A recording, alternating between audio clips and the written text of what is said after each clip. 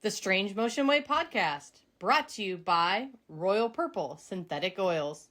Royal Purple premium synthetic motor oils and high-performance chemicals have been designed to improve performance in all conditions and provide cleaner operation, better mileage, and decreased oil change frequency. That means less oil changes. With products available for your gasoline and diesel engines, Royal Purple is the obvious choice for your performance needs. Drive with Royal Purple, the synthetic expert. Okay, tonight we have a hot rodding power couple. I wrote stuff down here. Oh my God. Alan and Angie Johnson from Johnson's Hot Rod Shop. They also have Hollywood Spring and Axle, Johnson's Radiator Works, a product line with suspension parts, sway bars, brake kits, steering wheels, and much more. A few quick accomplishments here that we'll talk about tonight. I believe their first full build landed on the cover of at least one or two magazines. They have won the Riddler Award, Good Guys Street Machine of the Year, many Good Guys Street Rods of the Year, Good Guys Trendsetter Award, a Chip Foose design, many Shades of the Past awards. This recently, the NSRA Individual of the Year. In the past, when Good Guys used to do it, Angie got the Good Guys Woman of the Year, and they've recently won the Triple Crown of Rodding Street Rod of the Year. And they've also done Bonneville Land Speed Records, or Land Speed Racing, and been in more magazines that'll probably fit in the bed of the truck. And according to my wife, and I guess I'll probably agree, at least the top 5 best looking couple in hot rodding. Welcome, Angie and Alan Johnson. Thank you. Thank you. How We are have y'all not said tonight? that about anybody else. I didn't know that, but I agree with it. But Well, there was a time, you've probably heard this story, where like, Angie is so pretty. How did she end up with Alan? What are we missing? And Carrie goes, "Oh, I get it." So I didn't know Alan was good looking until Carrie told me. I just You can't see real well. yeah. Keep Maybe- sending her to the same maybe- eye doctor. Maybe you're not my type. I don't know. Okay. So we're gonna try to crack your brain and go back how you guys got into hot rods. Well, for me, it was, I don't think I was born into it. I mean, my dad had the collision shop and he raced when I was a kid, but he never, I mean, he had a 55 Chevrolet pickup that he still has. That was his everyday driver. So I guess that was kind of the start for me as a kid between that truck. And then my granddad had a 48 Ford business coupe that I would ride in the package tray of whenever I got to go somewhere with him. So that was my first introduction to old cars. But man, at that time, they really weren't that old. When you were talking a 25, 30-year-old car when I was a kid. But What did your dad race? Growing up around the body shop, they didn't ever have anything like that. I don't know what really spurred me besides Hot Wheels and building model cars and looking at magazines as a kid. So What did your dad race? Was he a roundy-around guy or a straight line? yeah, circle track. And But he stopped doing that when I was young, probably 10, 11 years old. He stopped doing that because it was just too much time consumption for what it was for everything else going on. So do you remember what class that he raced back then? Street stock or bombers or? Nah, it was. I have no idea. I don't know that. But you never raced yourself. No, the only thing I've been involved with is the stuff we've done at Bonneville. So that's enough. I'm too addicted to stuff. I mean, I know if I get into something, it's either head deep or not at all. So, Shane and Angie drove out there before. I've never driven. I enjoy the build and cruising and everything else. I know if I did drive, I would probably like it more than I need to. Yeah, I get it. Yeah, I think racing is definitely an addiction. So in high school, did you work for your dad's body shop? A lot of people don't know your dad ran a huge body shop. So was that your first job that you worked for him? That was my first job. Probably about 11, 12 years old was first summer that I worked in the shop prepping parts for paint. And the first week I worked, I knew exactly what I was doing with my pay at the end of the week. I went to the hobby shop and bought one of the big golden tee, it's probably a 1/8 scale T-bucket model car. That was what my first week's pay. I knew what I was doing at the end of the week. So. But one, I feel that you're a little luckier than I was. I worked on the farm, and my dad never paid me. So I guess maybe I wasn't a good enough worker. He always did say he kept me on the farm. I wasn't very smart, but I could lift heavy objects. So I got that same model, and I got that because they bribed me because in grade school I did not want to learn my multiplication tables in math. You know, I joke I can't do math because I was pretty in school. I was not pretty in school, so I had to learn this stuff. And they bribed me with that model car. So well, that was a good bribe. Yeah, and I still got it. It's up above my paint booth. It's kind of fallen apart, but I still have pieces and parts of that model car. I want to put it back together and put it in my showroom. At my parents' house too, but I mean that was the carrot in front of me for the week, and there's always been something car related with the carrot out in front of me to keep running for. So yeah, all cars are addictions. It's you have a problem. So when did you get your first car to work on? I was 13. Dad bought me a Volkswagen and told me if I wanted something to drive when I was 16, I needed to start spending some time after hours and weekends working on it. He was not going to work on it unless I worked on it, and that was the deal. And I had the car finished. I was just about to turn 15 when the car was finished. What color was it? Carried it. We had it, showed it at the Birmingham World of Wheels when I was 15 years old. Oh, wow. What color was it? Candy tangerine with graphics on it. Oh, cool. So I kind of forgot you had bugs, which bugs aren't really an Alabama thing. My buddy Zane Cullen, he did bugs, and he had one back. No, it was all him and his wife. It was all California. I mean, that was the only thing. You know, I couldn't afford anything, a Camaro or a 32 Ford or anything like that. But Volkswagen was, unique and different enough, and you could personalize it and do what you wanted to. And I still like Volkswagens a lot today. So Zane Cullen, he has in his storage building. I told him he needs to have it in the showroom. Good Guys used to do one of the year cup, the big cups. Remember the big? Yeah. They used to do. Zane got Volkswagen of the Year one year. Really? They don't do VW of the Year anymore. I remember when they used to do the Volkswagen shows years ago. Yeah. So when did Angie think? Did you guys go to the same high school? Maybe Angie Yes. got into cars when she was young too. How do you think it was just because when they got together? Maybe Angie was the hot rodder. Were you into cars when you were a kid, or how did you get into? I've always loved cars. I lived in Anniston, which is very close to Talladega. We both were, well, we're still close to Talladega. So I was always listening to the racing. My parents did not want me to go to Talladega. So my uncle worked there. He had a record service. He had an Exxon station there. So he always worked Talladega. And I don't know. It was always in my blood. I enjoyed the racing, and I would sit and listen to the races on Sundays. And I've always loved cars. At one time, I thought that's what I wanted to do, is go into design work and design cars too. Of course, things change. I've always enjoyed design and went into marketing and management and branding and PR work, which is somewhat what I still try to do too. But I don't know. It's just, I've always enjoyed cars, but a lot of the car stuff that I've enjoyed too, along with the hot rod stuff that we do, is also European stuff. I like a lot of the old 60s era European stuff. So that's some of the things that I enjoyed before we ever got together. So did you guys go to the same high school? We did. Yes.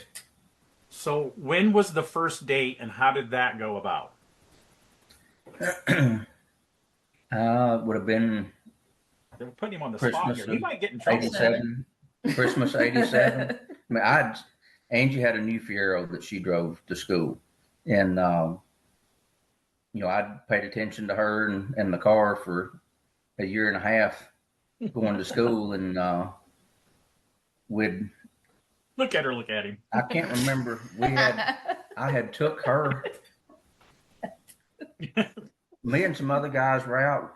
It was first night of Christmas break, and somehow or another she wound up in my car, and I took her home, or I took somebody else home. She was in the car for a short time, and but then the next day I called her and told her that I thought she left an earring in my car, and then asked her if she wanted to go out.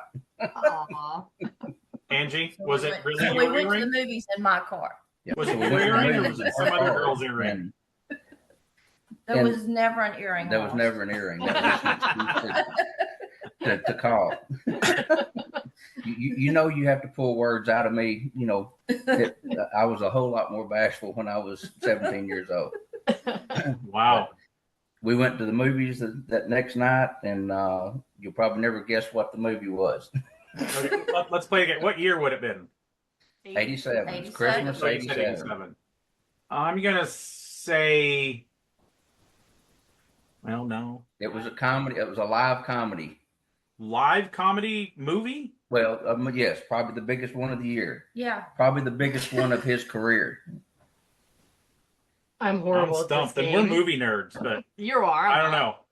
Eddie Murphy, Raw. Oh, Okay. Opening night at the theater, and that's what I picked to go see. no wonder she came back for another date. I know. I don't know why she did, but That's awesome. So I would love you to find, like we did that when we did Rob Ida. They posted a picture of, because him and his wife's been high school sweethearts too. And of course, going to New Jersey, his wife had hair that was huge, you know, and they went in like a chopped pink 59 Cadillac in their prom picture. So did Angie have big hair back then?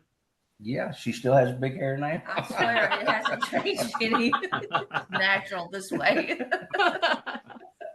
See, the mullets Just are coming is back what it with is. like the BMX kids. I want like the big 80s hairspray hair to come back. I just love that. No, I'm not getting that here from Carrie. No. No. I got kind of a mohawk going on this week. So Angie drove a Fiero. What did you drive in high school, Alan? Well, the Volkswagen's what I was driving to start with, and so the night I turned 16, that car got rear-ended, hit and run. I mean, our downtown area at that time was a big cruise area. I mean, people would come in from all around states to do that. And the night I turned 16, I got hit and run, and I didn't know it that night, but it hit the rear pan hard enough that it came in and hit the crank pulley. And it shoved the crank forward and busted the thrust bearing in the motor. I didn't know that till a couple of days later when the engine came apart, and that kind of started the demise of the hot rodded Volkswagen, because it seemed like I was tearing it up every weekend and always working on it. And I had bought a wrecked Toyota Tercel and fixed it to have as a second car when the Volkswagen was torn up. And probably, I don't know, 6-8 months after I turned 16, I was up at the shop one Sunday working on the car, and my dad called, wanted to know what time I was coming home. But see the cat butt now. That is Axel. And he started getting on to me for staying at the shop so late on the weekend. And he said, we need to go find you a new car or a new truck next week. And I'm like, hell yeah, we need to go find me a new car. He said, well, you're working on you're keeping that car torn up all the time. And he said, and you're driving that raggedy Toyota around. He said, we need to go look at some new cars. So the next week we went and looked at some new cars. Well, I didn't know that I was getting the payment book for the car until after we got it. So I bought a new Turbo Grand Am, 87 Turbo Grand Am. And then 2 days later, I get the payment book to go along with it, $243. And he said, you know, you're living at home with mom and dad. You got food on the table and a roof over your head. If you want a car, you're paying for it, insurance, payment, gas, whatever. So that kind of started me, I guess, getting a little bit more responsibility of what I was doing, working with my money at that age. But that was the second car, I guess, for me. So, and I drove it for about a year and a half. And when I graduated high school, I went and traded it on a new, what everybody calls an OBS truck now, but a new 89 Chevrolet step-side pickup. So Did you lower it and do any roll immediately. Yes. No, it got lowered, and I couldn't I had to save my money for a while to buy a set of billet wheels, and the first set of billet wheels I bought those from Gary Case in 1989 when he was doing the styling concepts. And then it wound up getting pink and purple scallops on it, and wound up having Paul Atkins put an all pink tweed interior in it. I love And that was all while I was building. I started building my 37 that same summer. So that was a 4-year deal to get that car done. So we assume you guys are still dating. Was it like Angie was hooked right from the start, or did Angie leave and then come back? no, we dated through high school, and my parents wanted me to go to college, and I tried one semester, and that just, I knew what I wanted to do, or thought I did, and I was already making good money working 50 or 60 hours a week in the body shop. And I was actually building a car for a guy here in town. I started on my junior year of high school building a 57 Chevrolet for a guy here in town. Oh, But cool.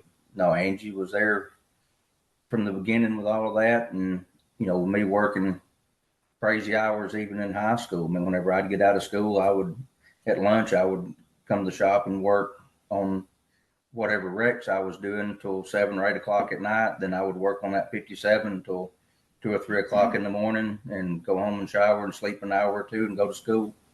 So then it kind of led into the same thing after school. Whenever I started on my 37, it was pretty much the same thing. I mean, she went to school here for. I went to school here. So we have junior college here. Then I transferred to Alabama, Roll Tide, and went to. We're not business Southern there. people. We moved here, and I drive an orange truck. Explain what the hell roll tide means. I have no idea what they're talking about when they Roll say Tide can mean a lot of things. That's Alabama. But when you move into Alabama, you got to decide if you're an Alabama fan or an Auburn fan. It's just automatic. Good thing we didn't move to Alabama, huh? I know. Yeah. So how is it when you go to Tennessee? I mean, you got to choose up there probably, right? We don't really do sports. We follow car racing and BMX, and that's it. Okay. We don't really interact with locals. We don't. Yeah. We keep to ourselves when we're home. Like, really keep to ourselves. So. I think I know 2 people in the town we live in, and we've been here 13 years. And I only know the guys at the welding store and the parts stores. So, yeah. Well, you're both quite busy traveling too, so. Yeah. Well, the next time you're out of state somewhere and see somebody with an Alabama hat or Alabama shirt on, just yell out "Roll Tide" and see what they do. When they're going to want to like high five me or something. I'm an anti high fiver. I don't. So you were just a car guy into school before we move on to out of school. You never did any school sports or nothing like that? No, I did up until junior high, but after that, no, I wasn't interested in sports. Yeah. Once I could drive, no, I was done with sports. So Angie, school sports, cheerleader? I was a cheerleader. I did not cheer when I went into high school. I decided that took a break from that. I did that all through elementary, junior high. I hung out. I had a bunch of girlfriends, and we kind of hung out and did a bunch of stuff together, annual staff to whatever. Then when I got to college, I was in dance team, so I danced a lot. So, yeah. But I wasn't really a softball player or anything like that, like a lot of girls are now. I think it's probably changed a whole lot for me in my era to what they are now. But, yeah, I was a cheerleader. I've always been a cheerleader. So, yeah, so was Carrie. When we moved to Tennessee, when I was doing the TV, she was actually 4 years? You were a cheerleading coach, a couple of locations, and qualified and went to Vegas and all kinds of stuff. And so, quick story on that. There were for like underprivileged girls. It was like $7 a week for practice, and some of these girls didn't. They scraped, come in and paid with change. So those girls trying to raise money to go to Vegas was like they just will be trying to go to the moon. So Alan, when he was coaching softball, knew that. So he told George Poteet about that. George calls Carrie and said, "Hey, what are these girls doing?" He wanted to make sure they were trying to raise money, and he goes, "Give me a price for one kid and one parent to fly to Vegas." 2 days later, the check was here for those kids to go to Vegas for cheerleading competition. So, yeah. George did a lot more stuff. That's George. Oh, yeah. Yeah. So, okay, let's try to get back on track. You're working on the 37 Ford. And you said it took you about 4 years to build that? Yeah, I started on it summer of '89, and then we finished it August of '93. So that was pretty much, again, I was working in the collision shop 50 hours or so a week, and then working on that car another 60 or 70 hours a week. And once Angie went to Alabama and started school there, whenever she would come home every weekend, and we would do something one night, either Friday or Saturday night, we would do something, and another night she would stay up here at the shop or do something, hanging out up here with me working on that car. But that was 4 years. Every minute that I had, I mean, I was still living at home with mom and dad, and every penny that I made into that car up to the point of getting it finished. This sounds very familiar. Carrie learned to do upholstery because her parents had a sewing company. And so she did the interior in my first Pro Street 54 about that same year. So. Purple tweed. No, it was tan tweed. The car was purple. It was tan tweed. Purple in it. Yeah. Tweed was so easy to work with. I wish we could do tweed interiors again. I mean, you can. You can. It gets dirty. You can't get it clean. So you debuted. What was the first event you took that 37 to? To the Street Rod Nationals, the first event it went to, and I had Paul Atkins. I'd got to become good friends with Paul, and he was helping me with the car, and I was going up there and working on, building panels and building the dash and doing different stuff, and he was covering it, and it took forever for me to get the car finished. Well, whenever we finally got the upholstery done, I brought the car back home on Thursday before the Street Rod Nationals. And I started working on the car Friday morning, and I did not stop working on the car till Tuesday morning, or at about 2 or 3 o'clock in the morning, and did not go to bed. I would shower and eat and go back out and work on the car. And when I finally stopped, I was aggravated because there was a lot of stuff that wouldn't to the point that I wanted it to be, or wasn't as good as I wanted it to be. And I'd already decided I wouldn't take in the car and wouldn't go into Columbus. And so that was Wednesday morning. And the next morning, whenever I got up, my dad, Paul Atkins, and a couple other friends of mine had finished up a few things on the car, washed it, cleaned it up, and had it loaded on the trailer, and woke me up and told me we were leaving, going to Columbus. Oh, awesome. So we leave going to Columbus, and I've had 4 hours sleep in 5 days. And I was so worn out, I really didn't realize what all was going on all weekend till it was all over with. I mean, Angie went up, me and her and my dad went up, and my mom and brother came up, I think on Friday. They drove up there, but the car wound up getting shot for 3 covers that weekend. Won a pros pick when that used to mean something. I met George that weekend. Eric Geiser with Street Rodder magazine. I met a lot of people that weekend. I'd never been to anything like that before. I'd been to Shades of the Past two times, just as a spectator, and then after that, I wouldn't go in to anything as a spectator if I wouldn't participate, and I wouldn't go in. So, but that car almost didn't go to Columbus that year. So some people don't realize that the Street Rod Nationals hasn't always been in Louisville. They bounced it around. I went to Minneapolis, I think, the first time with my uncle, and I think I went to Columbus one year when it was. I didn't go that year, but I went one other year earlier, and then it's been in Louisville forever now. Yeah, it was. When that first year I went, it was still bouncing around for a few more years after that. Yeah, the first time we took a street rod, it was in Oklahoma City, and I met Fat Jack Robinson there that weekend. Met a whole bunch of people. The cat just gets into stuff constantly. He doesn't like Tim either. He likes to talk when Tim grabs him. Yeah, he hollers when I pick him up. So when you were telling that story, it kind of gave me chills because that was kind of the same type of situation with our 54 going to Good Guys Des Moines the first year that we took I think that was 93. and it was the same situation. We never slept. His dad ended up loading the car and drove us out there Which because he we had wasn't no going. sleep. No, So we slept all the way there. it was And very crazy. at that time, they asked you to pull cars up for top 10 for customer out of the year because they used to give it, and we made it in the 10. And we still had some stuff to finish on the car. And then Sunday, we just pulled in.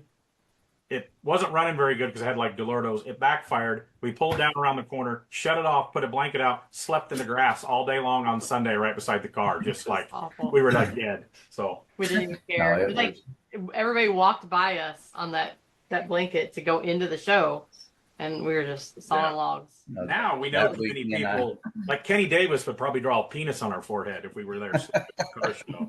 But I'd probably do the same to him. I So. don't remember. I remember that weekend we had. He was there that year, Took a and picture. he goes, "These are like the most unfriendly people I've ever seen." Yeah, he was they like- wouldn't talk to He was They're like just sleeping 14 by their years old. car. then. Yeah. But anyway, back to the Johnsons. So is that the car? Then how long did it take after that for you to start doing full time hot rod? Was it immediately right after that? No, I mean, I did have, so after that weekend, it was probably within a month I had a job to do for one of the guys that actually helped finish a few things up on the car. We done it, started on a 32 3-window for him, and that car was going together, and paint was done, sanding, buffing, going together, and I had met George at the Straight Rod Nationals, and he sent one of the guys that kind of done stuff for him over to look at what work I was doing, and then I wound up getting a job to do the body work and paint work on a car for him. But I was still working in the collision shop at that time too, so it was probably another year or so before I had enough going on that I was doing that full time myself. And I can't remember, it's probably about 3 years, I guess, 2.5 years or so before I started getting anyone to help me. And it was actually the first person that worked for me was actually one of the guys that helped train me when I was 14, 15 years old in the body shop. I mean, he was, at that time, he was probably in his mid 70s. So he was a World War II vet. So whenever he started doing collision work, it was all metal finish. And, if you were lucky, you had a little bit of lead to use on something, but you better save that for something else that needed more attention to it. So, I mean, he was a really good metal finisher and hammer and dolly guy, but he was the first person that came to work for me. He was getting tired of working on the collision stuff and want to know what I thought about him helping me. And I said, well, we need to talk to my dad about it and make sure he's okay with that. But if he's good with it, I'd be more than happy to. What was that first vehicle you painted for Poteet? 32 sedan delivery. And we seen that car not too long ago. It was a metallic blue. Yeah, George helped a lot of guys get started early on in their career. When he's seen the talent in some amazing people, you included, and Rad Rides, and I mean, this should be said that we never built anything for him. So we were close a few times on stuff, but yeah, we never did build anything for him. So we did body and paint work stuff. Was all I did for a long time for him before we got the chance to do a whole car. So. Then after that 32, what big car was next? I mean, there were several, just good cars. The first really good customer car that I got to do was the 33 Cabriolet with the Hemi in it that we finished in 96 or 97. Yeah, that you won Street Rod of the Year or something with that, didn't you? Yeah. And that one was still given away in California, right? Yep, out in Pleasanton. I still think that car would still hold headstrong in today's. That car was just awesome. The Hemi, I remember the Hemi just poked out of the hood side, stance, and no fenders, and the lift off top. That thing was bitching, man. So yeah, we had that car. We took it to Detroit, but didn't. I think we had one of the grade 8s. I think, but didn't win. But wasn't what we were building it for. It was kind of a last minute decision to go up there and do that. But I was a little disappointed when we got beat by a fiberglass car with all, off the shelf parts on it everywhere. What car won that year? And what year was that? That was the Zipper, the black and red Revolver, I think was the name of it. Yeah. And remember what year that would have been? 97. Okay. Did he say that? 97. Okay. Yep. He's not taking notes. I'm not taking notes. Years just kind of go through my brain. But yeah, I do. That was the first. That was What the year first did you become the Johnsons to become one? 96. Oh, what year did we become the Stranges? We have a we have a blanket yeah. hangs in the room. It's been 28 96. years. It's been 28 years. So Ours is 28 Saturday. Well, happy Saturday. anniversary. happy anniversary. Yes. So did you do a big extravagant thing when you proposed, or who proposed? And did you get on your knee? Absolutely, I got on my knees. Did you call her dad first to ask for permission? No, I did not do that. I asked for his permission after I had asked her. I didn't do it beforehand like I should have. See, I called Carrie's dad the old-fashioned way, and you know what he said? What the hell would you want to do that for? Her dad tried talking me out of it, and he goes, I don't know. He says, I couldn't put up with her. So, yeah, I've always been a slow You know learner. what you're getting into? Yeah, exactly. Yeah. And then I think my mom said there's no give backs. Oh, yeah. On our wedding day, the bridesmaid and her mom, they had a bet whether we were going to last 3 or 6 months. That's the only reason we're staying married, just to prove them bitches wrong. Sorry, can I say that? So Angie, when you finished school, did you go someplace else to work, or have you always been at Johnson? I interned for a little while at Southern Living, which is I was going into publication is what I thought I wanted to do in marketing and stuff like that. And then his parents kind of talked with me and wanted me to come and work with them. So I did. I worked in collision side for I don't know how many years. I graduated in 92 until about 2000. So I worked with them up front and learned a little bit about the family business and worked with insurance companies and decided that it was time for me to come back here at that time. At 2000, things were starting to kind of grow a little bit. So that was when I came back and started working back here with Alan. To me, I worked collision before over in the hot rod shop too. That was the thing I didn't like, was dealing with the insurance people and some adjuster telling you, "Oh no, we're not paying for this, or we're only going to pay you that." I had a lot of trouble with that. Yeah. Well, it's two different worlds, right? Our world back here is a whole different world, dealing with what customers you're building someone's dream, and you're in collision side, it's total opposite. Yeah, and you got somebody that's mad right from the get go. Yeah, so you got to learn. You got a pissed off customer in the beginning. Yeah, you got to learn how to. So was Alan a different personality when he worked in collision versus hot rods? I don't think he was ever happy doing collision work. It was kind of He was boring. an asshole. Yeah. No, Awful. she said I might be. You guys know me as the asshole that I normally am now. But she said I was a bigger asshole then. I know that's really hard to believe. She said I was a bigger asshole. I made good money because I busted my butt at the collision shops and worked at a couple Chevy dealerships. But I just, we had Kyle Kuhnhausen on here recently, and he's 30 years old building stuff, and people like I like to pretend I'm cut from the same cloth as Alan, but when you have that soul to you of the creativeness that you need to create and do stuff. Fixing an 80,000-mile Cavalier is not fulfilling to your soul to create, right? Because you like to create. Mm-hmm. So, you can make good money. Kenny Davis has 4 collision shops, and they do killing. And he's got a hot rod shop, too. But it never filled me up on the inside. I think that was why I was even more of an asshole than I am now. When I was teenage, early 20s, I never knew if this could be something that I could make a living doing or not. I was going to do it. It didn't matter. If I had to do it nights and weekends, I'm still not sure if I can make a living doing this. That's what I was going to do. It didn't, that wasn't that wasn't the biggest concern for me. I could make a living working on the wrecks as long as I could do that nights and weekends and do what I wanted to do. But it's been good, but it's not been easy, and it's still not easy. I mean, no.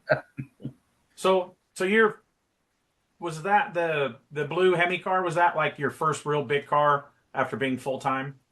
Yeah, that was the first really good customer car we had. We'd done probably 4 or 5 cars up to that point. I mean, and they'd all, gotten, after meeting Eric and Eric Geiser at 93, I mean, they'd all been, shot and featured in Street Rodder, but, they were okay cars, but not something to that level.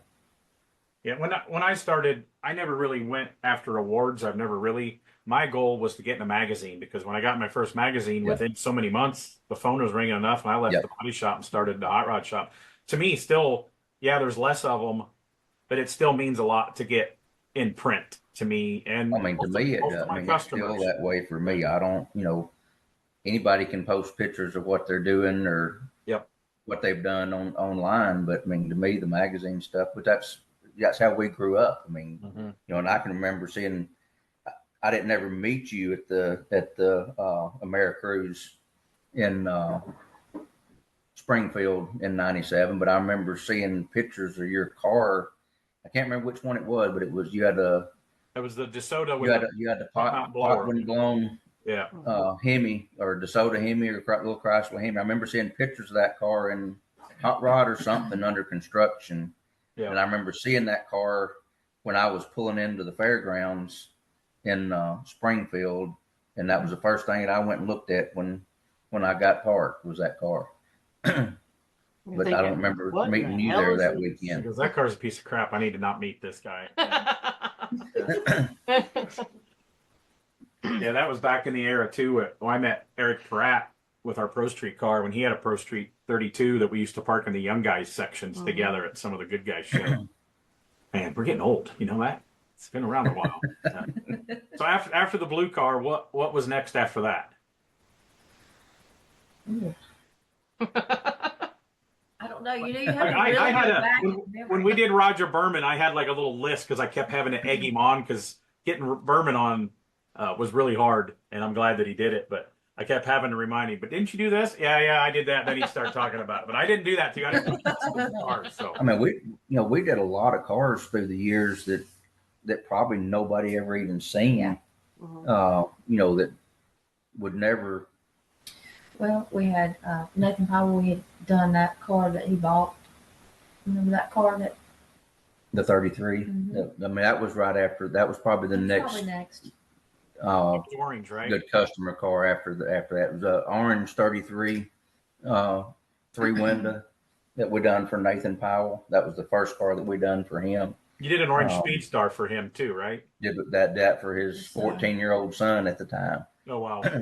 But all that stuff was getting, a lot of that was getting magazine coverage and top 25 at Bobby's, at Shades of the Past or Pros Pick at the Street Rod Nationals or whatever. But that was no offense to Bobby Alloway. He's not going to listen to this anyway because he doesn't do it. So we've been trying to get him on. He's going to do the Roadster Shop one first. And I always seen the Shades of the Past coverage in like Street Rodder and stuff like that. And I was like, oh, someday I want to go to that. And I never went until I moved to the South.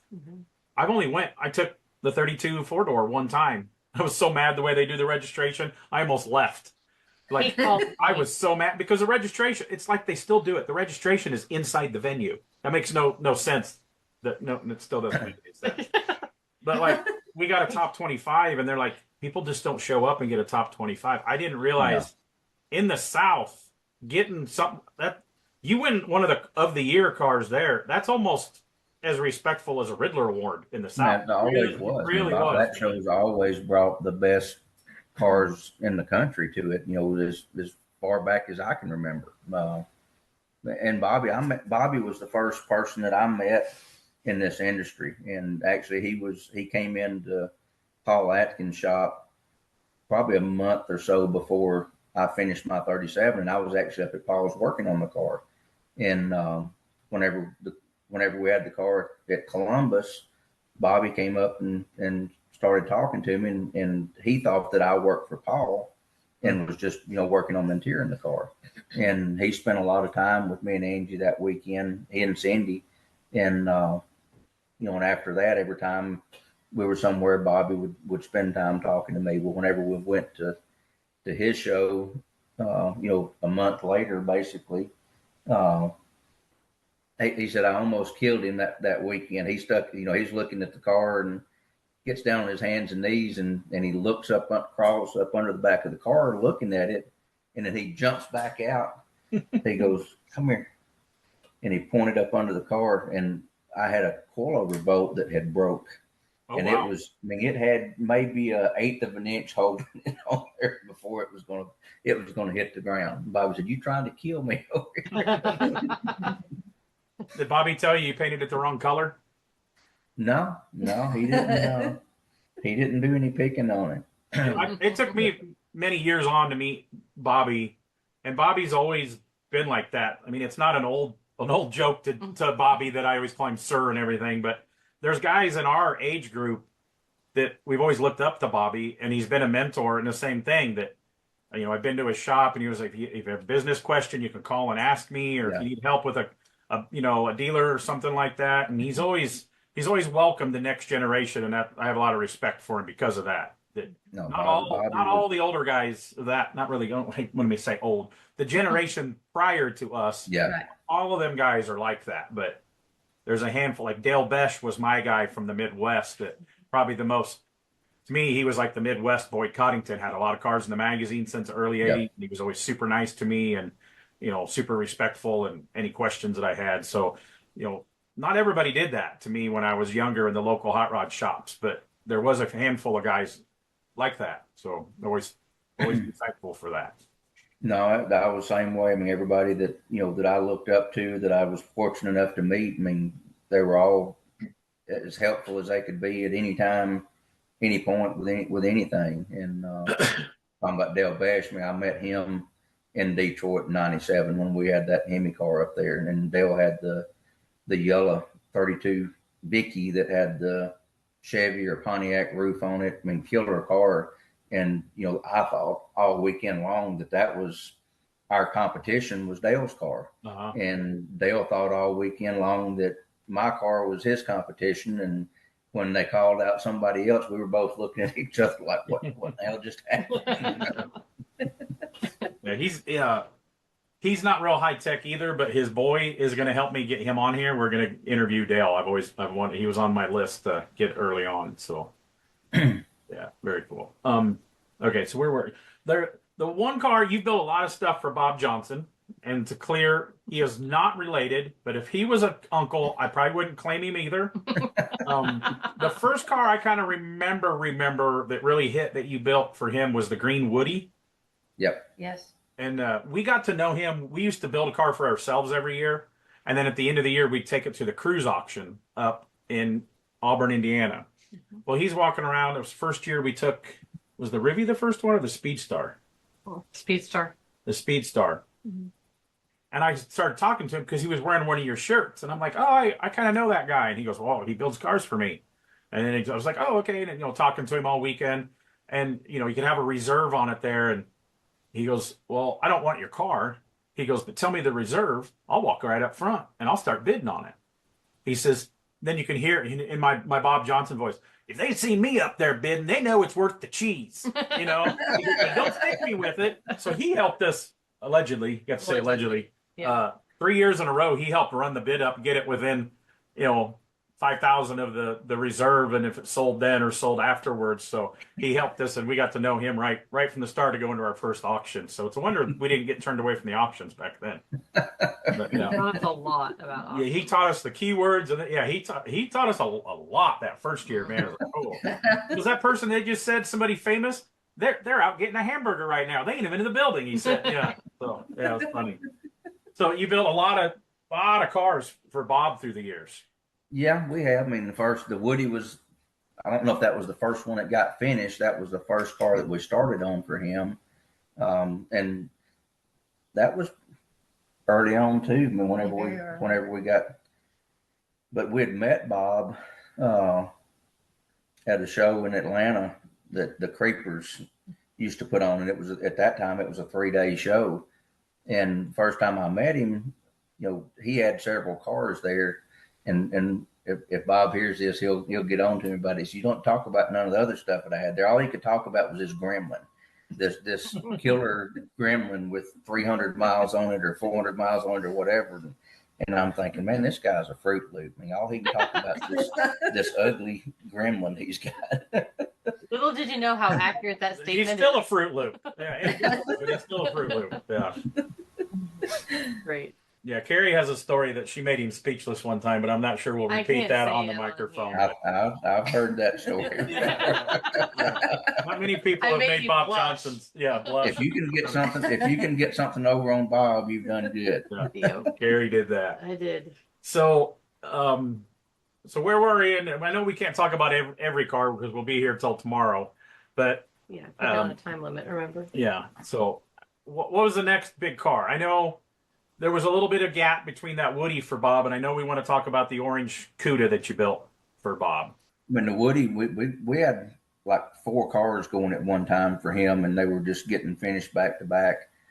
And what started the Cuda was we'd done a '69 Camaro for Bob, and and this was just a driver. It wasn't intended to be. That's the black one that Tony Pisano still owns, right? Yes.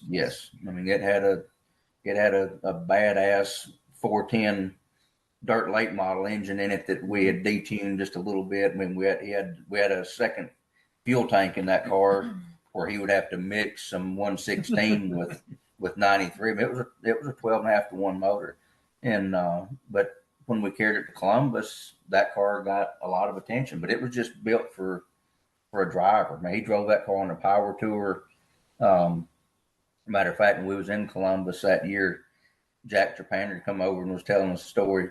He said they're in the middle of Louisiana somewhere, and he said we're at a dirt road intersection in the middle of nowhere off the interstate, and he said we hear this car coming, miles away in a dust cloud you could see coming. And he said, and then here comes Bob sliding around the corner. Don't know where he's been, where he's going. He's nowhere on the route he's supposed to be. He just shows up at the same gas station that they're at, running down a dirt road. If you ever come up on a guy like Bob Johnson in the middle of nowhere on a dirt road, it's best not to ask him where he's been or where he's going, because then you're an accomplice.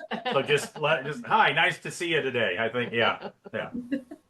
So there was that car is what started the Cuda. Whenever that car did get a lot of attention in Columbus, and then Bob's like, maybe we need to build something to come up here in a few years and just kick everybody's ass.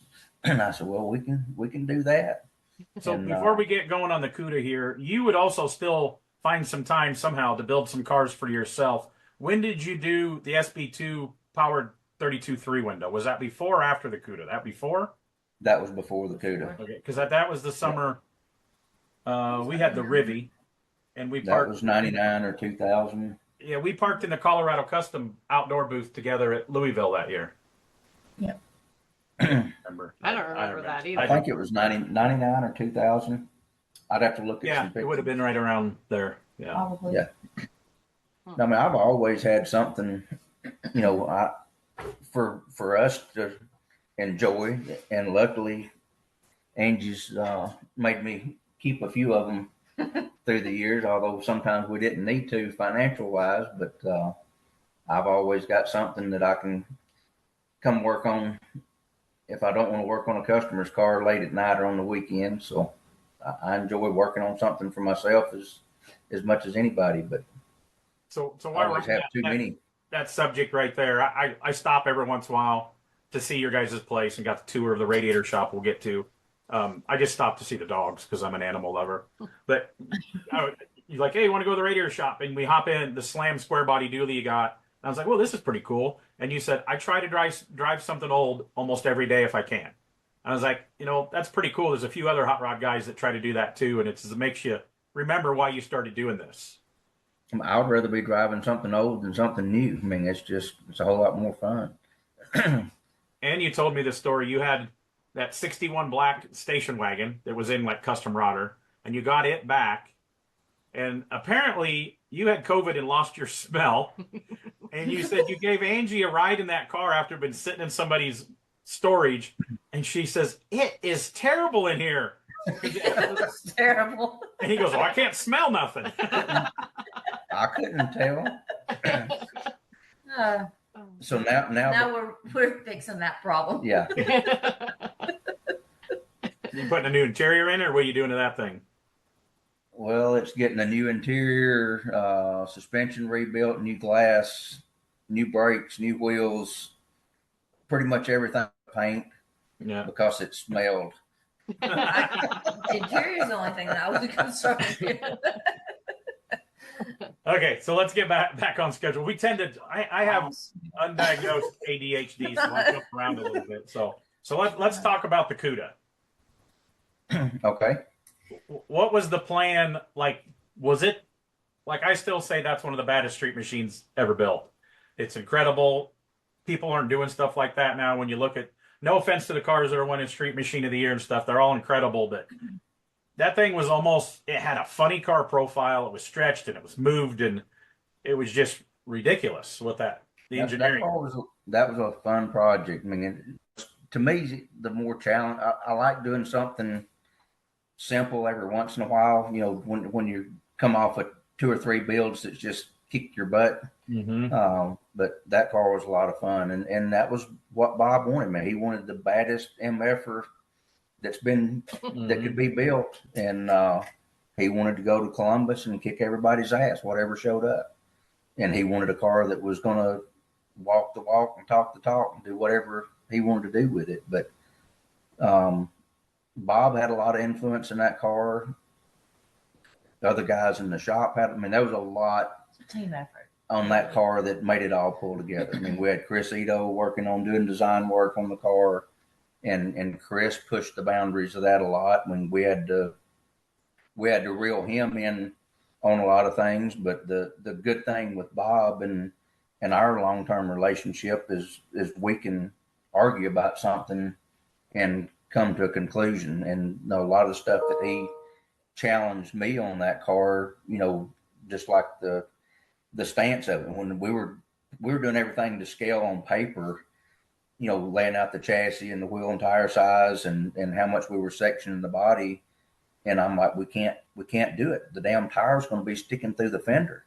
And Bob's like, well, just put some Daytona pods on the front fender. And I'm like, we can't do that.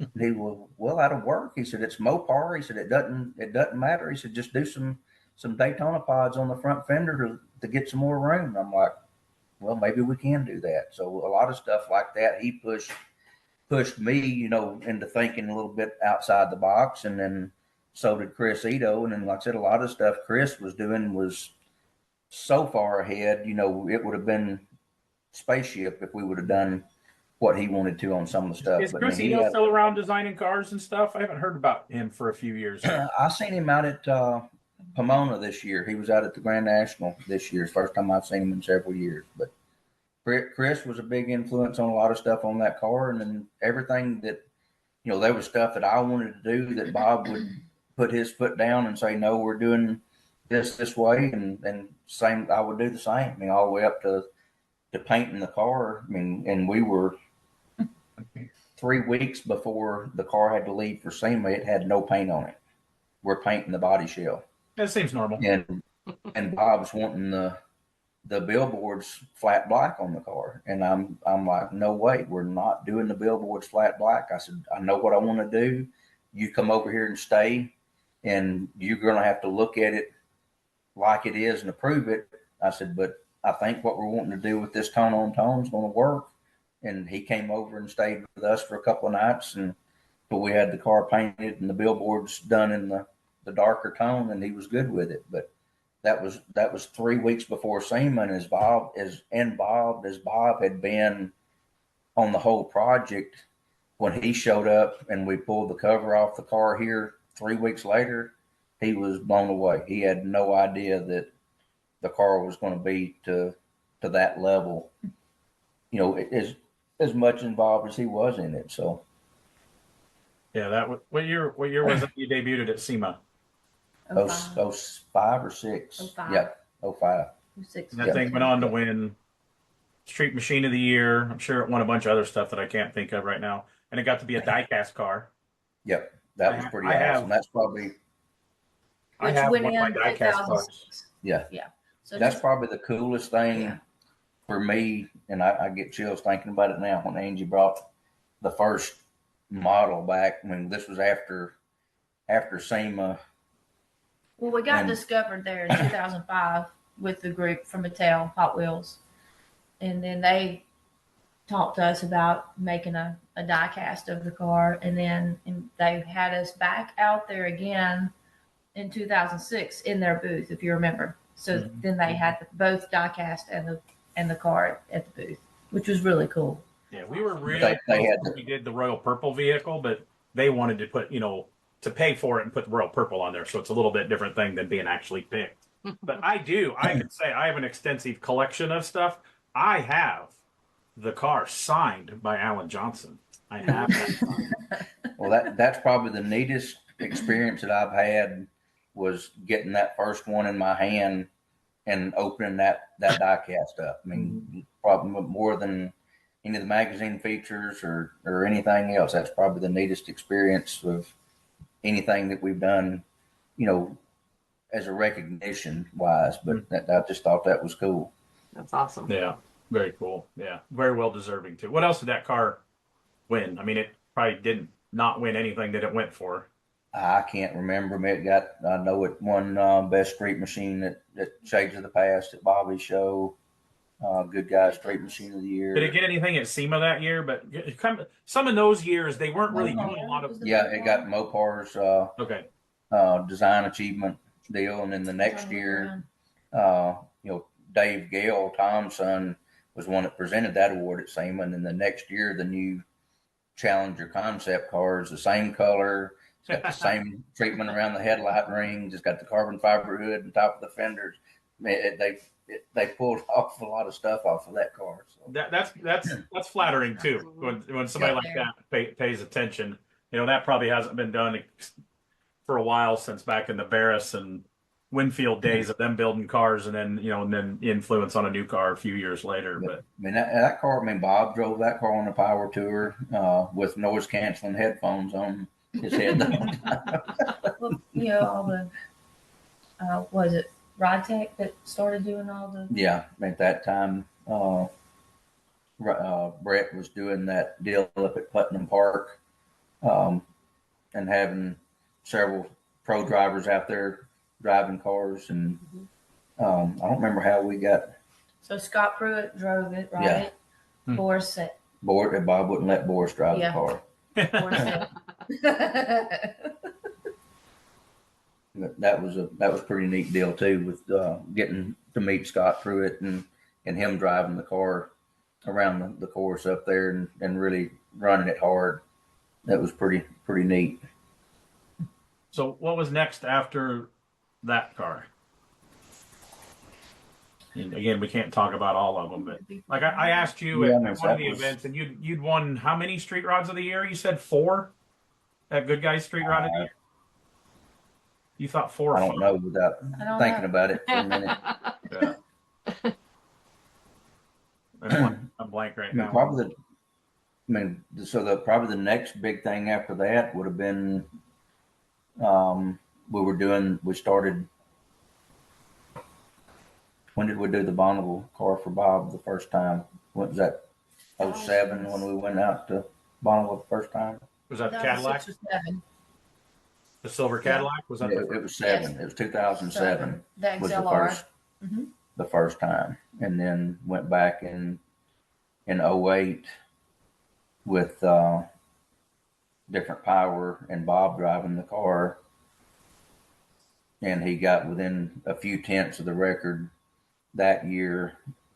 And then in 09 we had the B400 that won the Riddler that year.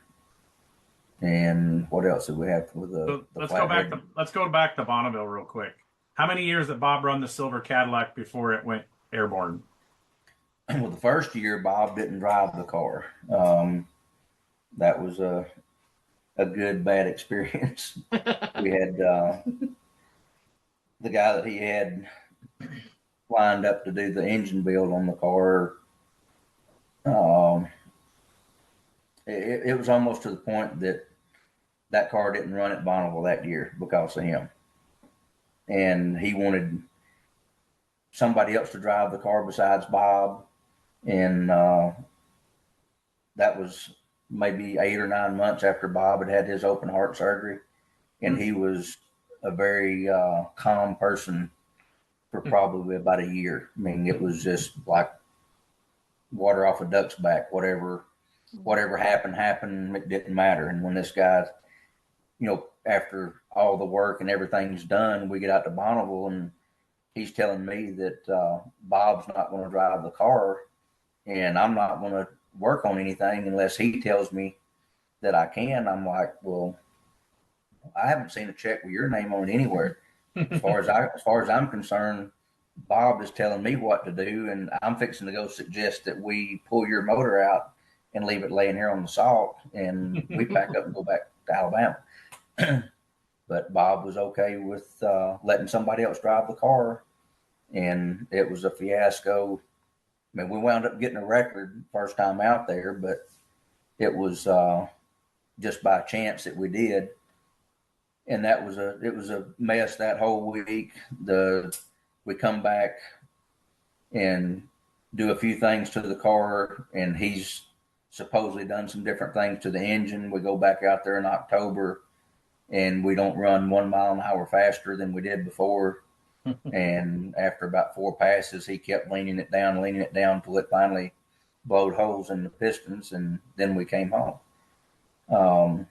The next spring, Bob's going to Bike Week with Gary Brown, and this engine builder calls Bob and he's telling him, what all he's got figured out and what it's going to cost to do the new engine for this year. And Bob calls me and he's telling me what all the guy had to say. And I told Bob, I said, well, if he's building the engine, then I'll get the car ready. I'll load the trailer, but I'm not going to Bonneville.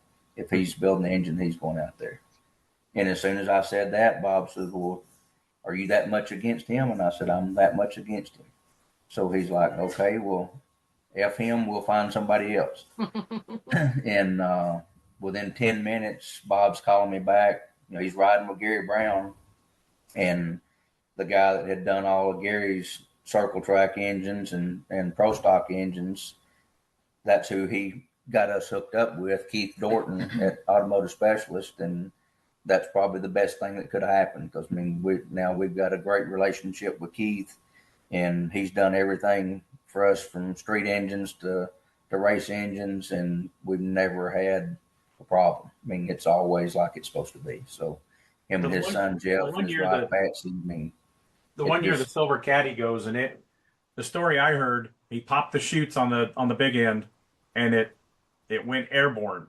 So the story, I think he told me, and I don't know, I believe a lot of people. I don't believe everything that Bob tells me, but he says he sent the parachutes back, unless I'm confusing this with somebody else's car. No, and it was like a stitch changed, and the parachute, instead of coming out, went up, and then it pulled the back end of the car up. Like, yep. Bonneville, if people don't know, if they don't pay attention to Bonneville, never been, it is like, to go out the first year and set a record, that's almost unheard of. So that's pretty amazing that you did that, because I know people that, well, three generations been chasing Bonneville since the early 60s. They've had records, but then the grandpa finally, like 10 years ago, finally got in the 200 mile an hour club after racing and setting records since 1964. So it is a whole different world, and it's absolutely the most incredible. We've been very lucky to be around a lot of racing stuff, and I do drag race announcing. I've stood on the start line with 2 nitro top fuel cars taking off, and Bonneville is like nothing you can act. You just have to go. It's a magical place, but it's to me it would be a boring place if you're not a little bit involved with something out there. I mean, or somebody that you can help or do something with. But I was lucky that we got to do that with Bob the first year, and it's led to to other customers doing the same thing. But we were fortunate that first year to get a record, with despite everything else that that went on. But How the fast next was year, that first record? 221, 222. Wow. Wow. So But let's while we're talking about Bonneville, let's talk about all the other Bonneville stuff. And Angie, you drove a truck, right? I did. And you went. I remember you got your like 175 whatever I'm record at the license, 175 point. I licensed up to the 175 point. Yes. and that's what is that, a C, or what license is that? I'm blank B, on. B. B. She's Okay. up to a B license. Yep. That was a pretty amazing experience for me to be able to do that. I remember the first time going, and this was a truck of Bob's.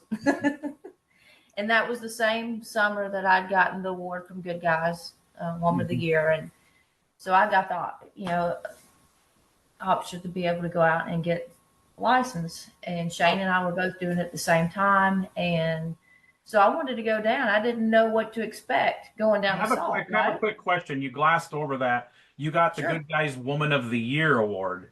I did. Was she tough to live with, Alan? It's like, I'm not cooking you dinner because I'm Woman of the Year. Yeah. No, not at all. No.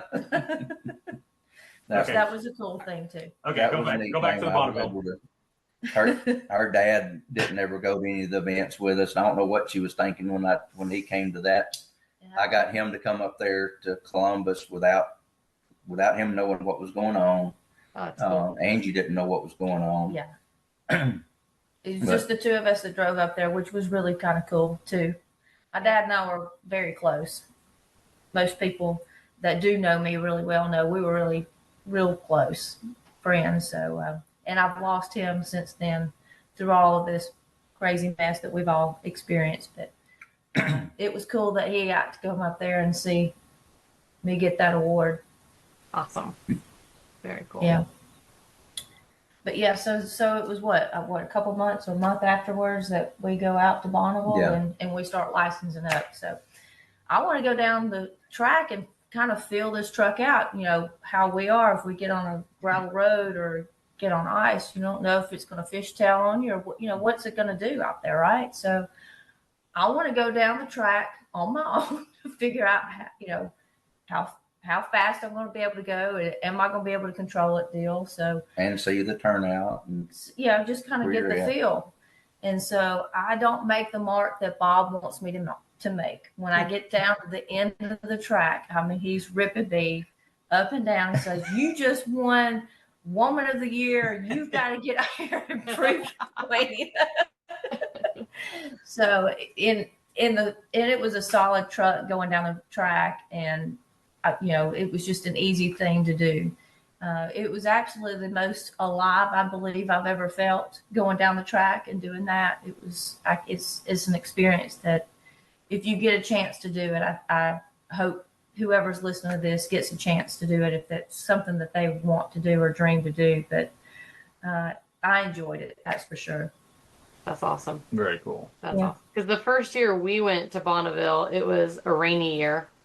And I was driving the rental car, both hands on the wheel, and I'm going as we're going down, like just driving in, and all these cars are flying by me because I felt like I was going really fast. Because and I was when it rains, the entry road gets really packed down, and it's like you're driving on a sheet of ice. And Yeah.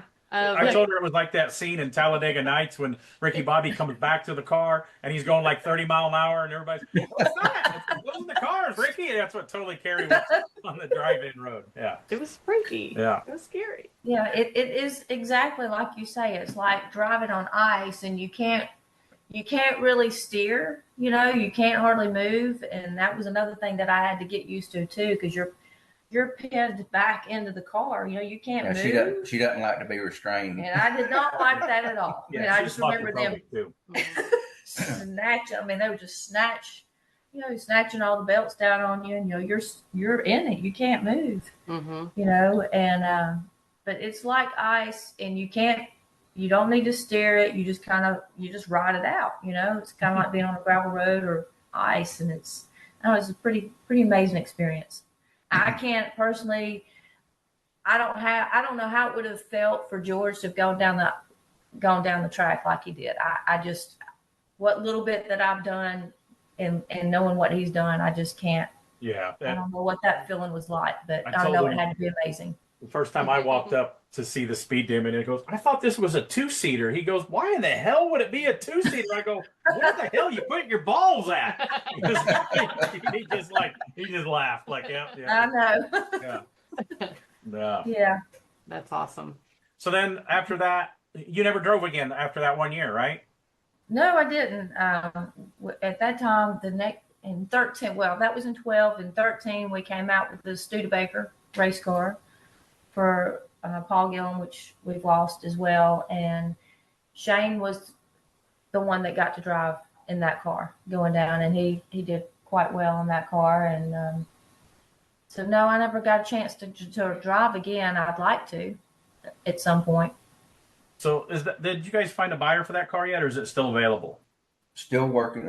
We've got somebody that I think's about to move forward with everything on it. So hopefully you'll get your chance to drive it one day. Yeah, tell everybody a little bit, just the highlights of that car, what it is. It was in Rodder's Journal. That's how amazing the car. There's a small picture behind Alan's shoulder, I think, back there. Yes, right here. Yeah. You call it the Studebaker. It's like a copper colored, and it's stretched wheelbase, and it's chopped, and it's ridiculous. And what is the power in that thing?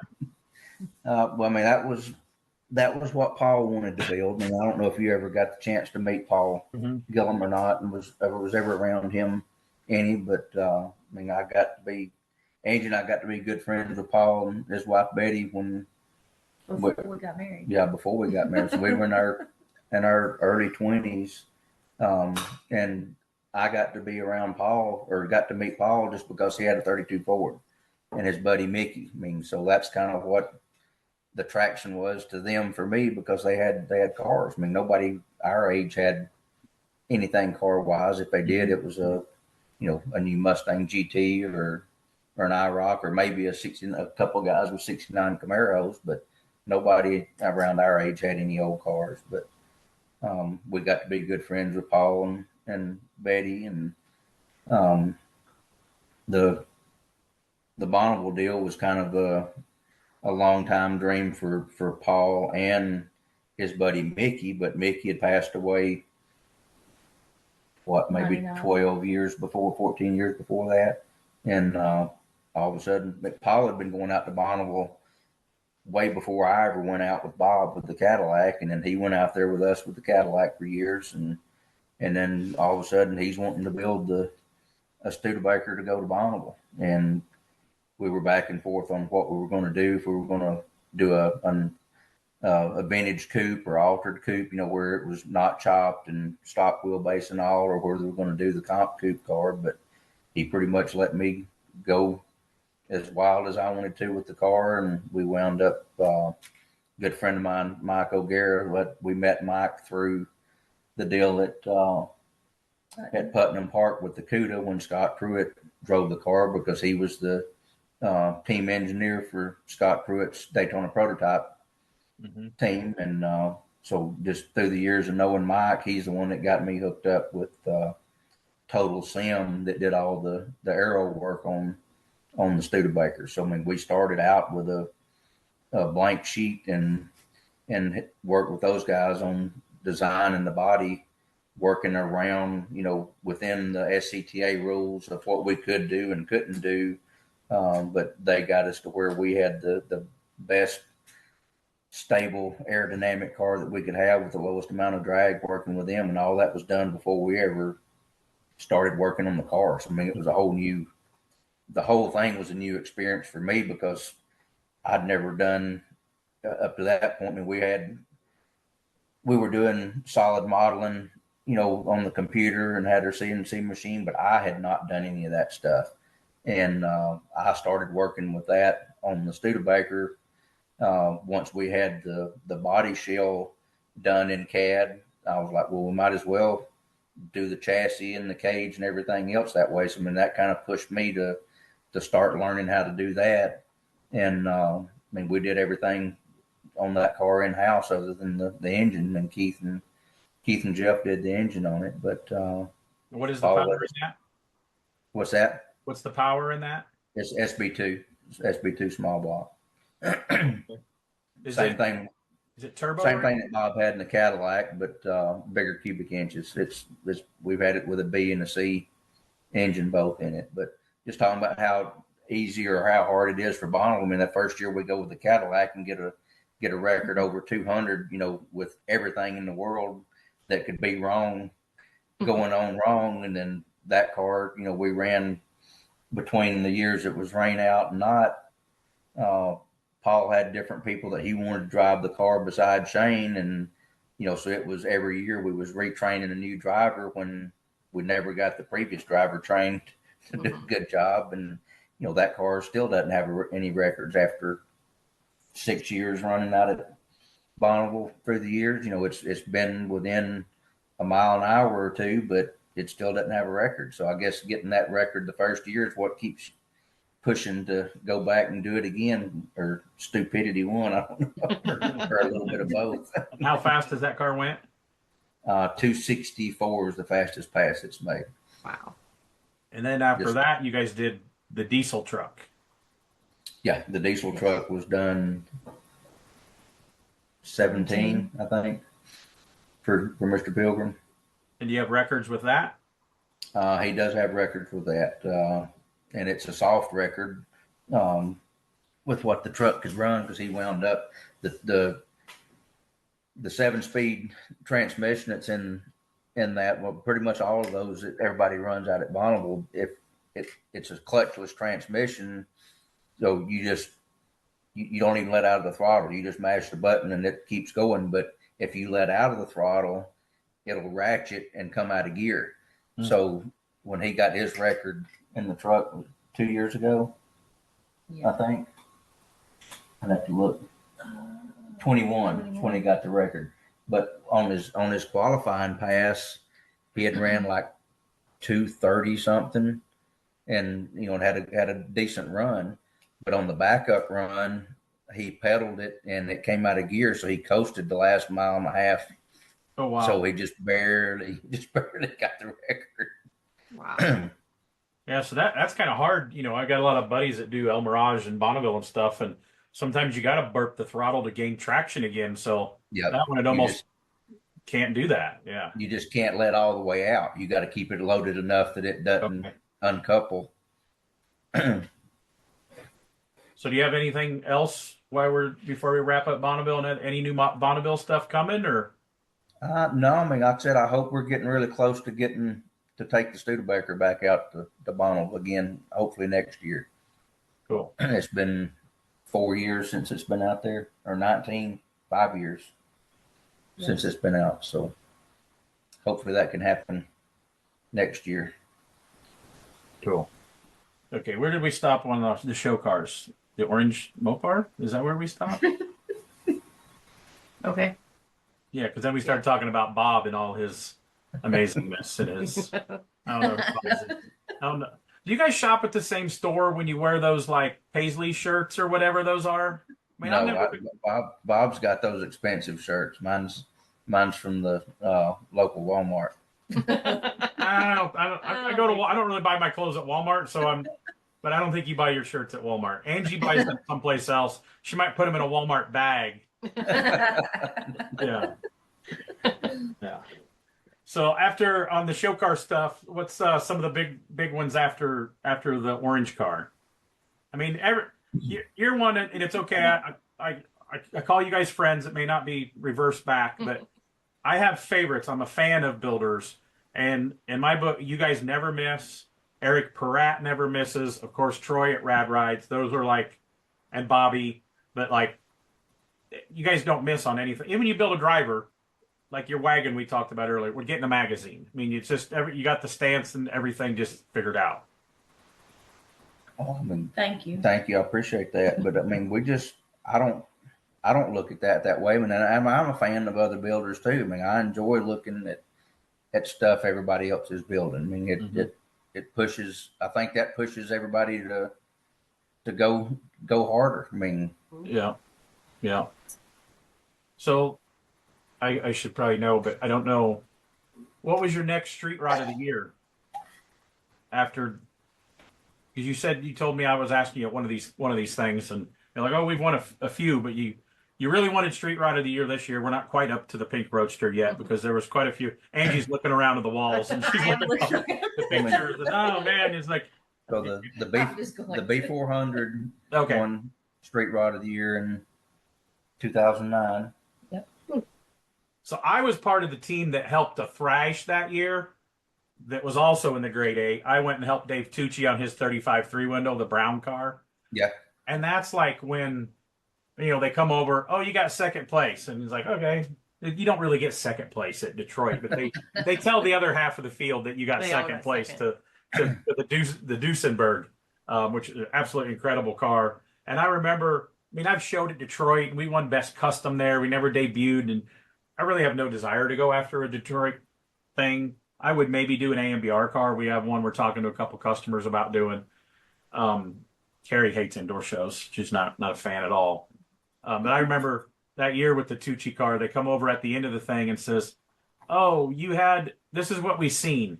And they're like, you powder coated your chassis, but that's okay. And you had two outgases, like there was a pinhole in the welds and in the bake oven, it popped the powder coat. And we knew exactly where they were because we touched it up with a marker. And when we bolted the running boards on, we tightened the way these custom running boards were made. We squished the paint in one place because it got just a little too thick. And like, okay, we knew, when you build a car, all the problems. You just hope the judges don't see it. And they hated the air ride on his car because they couldn't get their hand above the tires, even though it was up on stands. And then the thing that pissed me off about this judging thing is like, well, we got in the car and closed the door, and the guy in the car had a flashlight, and he says we put it around the door edge, and it seeped light out in a couple places. One, why the hell are you getting in the show car and sitting? This thing was barely up on these aluminum stands. Is why the Tucci wouldn't raise it up on the air ride. He says it might fall if we don't have the jacks underneath of it. But yet the judges, it's okay for them to jump in there and close the door. So me being the asshole that I am, I always wanted to build a car for one of these events and put an electric charge, like an electric fence in it. So when the judges touched your car, they allegedly might pee their pants. So I was like, you can judge it, but you don't have to finger it you sure in the hell don't have to get in the car and close the door. That just, No. You guys were the winner that year, but those little things is like, when they finally says we got in the car and closed the door, we're like, Tucci turned around and walked away from the guys. It's like, Don't even want to hear it. yeah. So did that win Street Rod of the Year that year? What's that? Did that win Street Rod of the Year that year also? Yes. Yes, it did. Cool. Of course, you got in a lot of magazines and everything. So after the Duesenberg, what was the next zinger car? Whew. You can say every one I've done. You can just say that. But that wouldn't be true. We had a little roadster out, but I think that was before that, right? When did you do you did a little black roadster? Yeah, I'm trying to remember when that was. That was finished. 09. That was finished in 09. Okay. Wow, it's been that long since you did that thing? And we had a giveaway card we were working on too. So. No, 09 was a hard year. We'd finished the B400. We finished Nathan Powell's Camaro. Yeah. We redid a lot of stuff on the Bonneville race car. We finished the Flathead Roadster. We did the giveaway car from frame rails and body blowed apart in about a week and a half to take to Louisville, and built displays for the product line. Oh yeah, we developed a product line 2009. in the middle of all of that. 2009 was awesome. So you talked about having your first employee. At what point did we grow? What point did we start bringing on more people in order to be able to complete these type of things all in 1 year? That's just kind of grown a little along the way. But as far as the big boom, you mean, as far as having a good big group? About the time Angie started, Shane started about the same time Angie did. Shane and I both started about the same time. Shane's 25 years this year. Are most of the people you have, are they all locals? I know Barefoot wasn't a local guy. But are all the I've other got guys you several. have, are they locals or they move in to work for you? I move in. Okay. So Greg that's been with me doing body work and paint, Greg's 20 years this year. And he moved here from Illinois. Scotty in the body shop, this is going on 4 years for him. He moved his wife and daughters down from Wisconsin. And pretty much everybody else is local besides those. Jessica, was it she just local started. that you have I mean, now? And Barefoot wasn't local. no, no, him and Jessica were not local. Okay. But it started. That's one thing I like about you guys is everybody I've ever met that works for you are super awesome people. They're super friendly, great personalities. Even though Charles thinks he has too much of a Southern accent, he may sound like Forrest Gump. I give him a hard time, but that's just that area. But all that, I've known your painter Greg for a long time. And when did you add upholstery in house? So that's fairly new in the last. I mean, I don't know how. That's been about 14, 15 years ago. Oh, okay. Oh, wow. We started doing that. Yeah. I mean, we had got to the point where, and when Shane and Angie came in, I mean, it was just to where I couldn't. It was taking up too much of my time, dealing with parts and keeping everything in line where that needed to be. And then I can't remember when we had so many people in here. It was probably 7, 8, 9 through there. We had a lot of people in here then. And it got to a point where I didn't really realize it, but I had not been away from the shop in a year and a half, I guess. And Angie and I got away for a long weekend. And after like the second day, I'm telling her, I said, I'm not happy at work. And we had 23 people in the shop. Oh, and my whole day was, holding somebody's hand, putting out fires, doing something. I was here 16, 18 hours a day, and I got to work like 2 hours.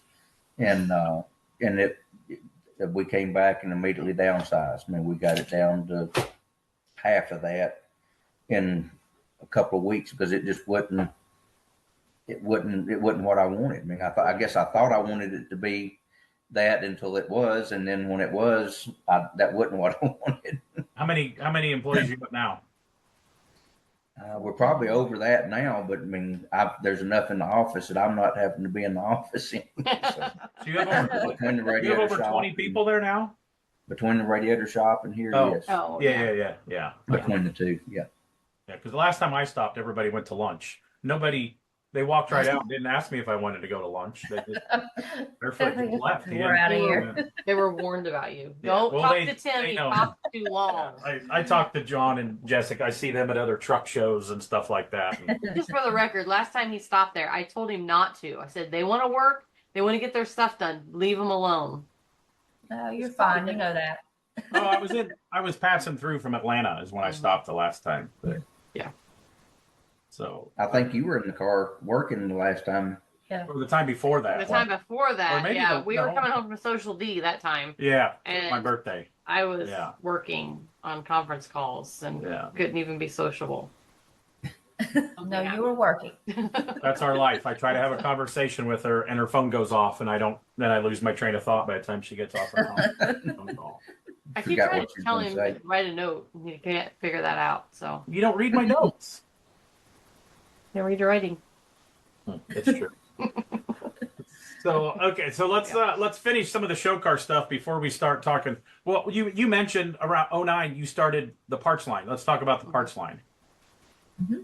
And what all you offer with that. You keep expanding the line. I know you got steering wheels and shifters and magnesium wheels now, right? Magnesium. Yeah.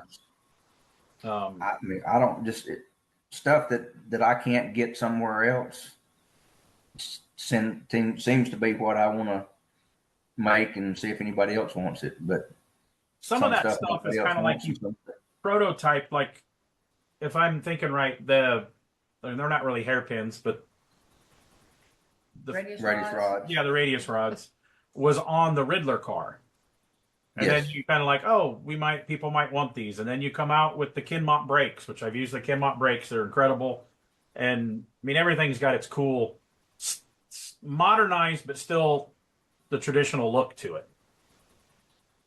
Well, I mean, a lot of the stuff that, I've got my Roadster pickup that's got close to 10,000 miles on it now. I mean, you drive a hot rod that was built 30 years ago. I mean, it was great compared to what was available 30 years before that. But I mean, nobody's really started pushing, trying to get the early cars to ride better and handle better, and they can. I mean, it just needs a few tweaks here and there to make a difference. But that's kind of what started pushing.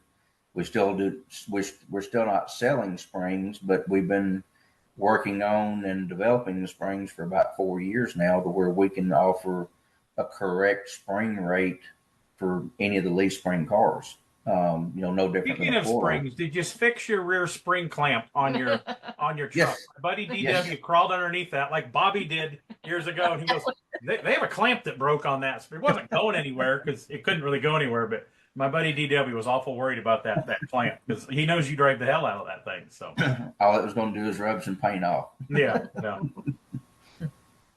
So you got all that product line, and you got the Hollywood spring and axle, and you said you haven't started putting out springs or axles yet, but we've is that the just plan? been in development with that stuff. So we've been working with a company they've done destructive testing over 250,000 miles to see, if the springs are settling, if they're going to break, what's going to go on with them, and less than like 5% rate change in 250,000 miles. So compared to what else has been available for us to use, that's a huge improvement. And being able to put the right spring rate under a car, with coil. I'm sure you've had a coilover car at some point that was either oversprung or undersprung. Yep. It's not going to ride like it needs to. You need the correct spring rate for it to do what it needs to do. And then once you've got the correct spring rate, you need a shock that's valved accordingly to control the movement. So hopefully first the next year we've got that stuff available. So springs and stuff kind of blows people's mind if they don't really pay attention. Of course, I'm around the autocross cars and some drag race stuff, so the valving and all that is just ridiculous. Remember my buddy, they used to help me part-time on, I got coilovers on my OBS truck that I drive every day, and he was riding in it, and it's low, because I haven't built new inner fender wells yet, and the tires were hitting. I go, well, if you're riding with me, let me pull over and give this a couple clicks. I'll just stiffen up the shocks a little bit. And it was just like, it like blew his mind, and he goes, that really works? I was like, yeah, no, I gave it like 3 clicks, and it just stiffened it up enough because I had a second person in it that I don't have any friends, so nobody ever rides with me, and she doesn't want to be seen in public with me. But yeah, the spring rates and shock rates and the valving, and that's come a long way for the hot rod guys in the last 10 years. I mean, it really has. So while we're talking about product, one, how many miles you got on the test mule truck? It's close to 10,000 now. Okay, and do you still have your black Roadster? Yes. And you have the 37 still?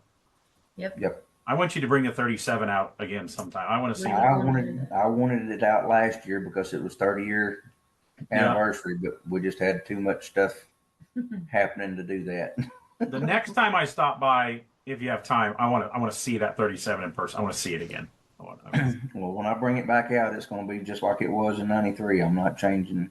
Except for that broken shock bolt. No, but that got fixed that day. Okay, so we may have trouble finding some 15-inch tires to go on it, but that's true. I still like sidewalls. I like sidewalls. I've always, I still like a big sidewall, no matter what. No matter what the wheel diameter is, to me, it's got to have some sidewall to look good. Yeah. And that helps on ride quality a whole lot too. Yeah. So while we're talking about the parts line, now you bought Walker Radiator, you got Johnson's Radiator Works. I've had a couple tours. I say in the last so many years, you started the product line, you got the spring and axle company, and now you had to learn all this radiator stuff. If I would try to put all that new knowledge in my brain, there is a reason why I wear slip-on shoes, because I think your brain can only handle so much. If you learn something new, it's going to push out something you learned in kindergarten, like the alphabet song or whatever like that. So tell us about the radiator shop. Well, Angie said there's something wrong with me to keep adding on to my to-do list. I mean, the radiator shop's been a lot more of an undertaking than what I anticipated it to be. From moving everything to getting it set up and operating to learning the procedures to, I mean, I'm not a salesman. I mean, you know, I know more about the product from an end user than I do how to sell it, but I had confidence in the product from 30 years of using it and never having a problem. And we'd built the two cars for Vernon Walker. I mean, that was something we didn't talk about because it wasn't a car that won all kind of awards. But both of those cars really helped me a lot to build a better car because I'd never had a customer, and still I've never had a customer that would drive like Vernon would.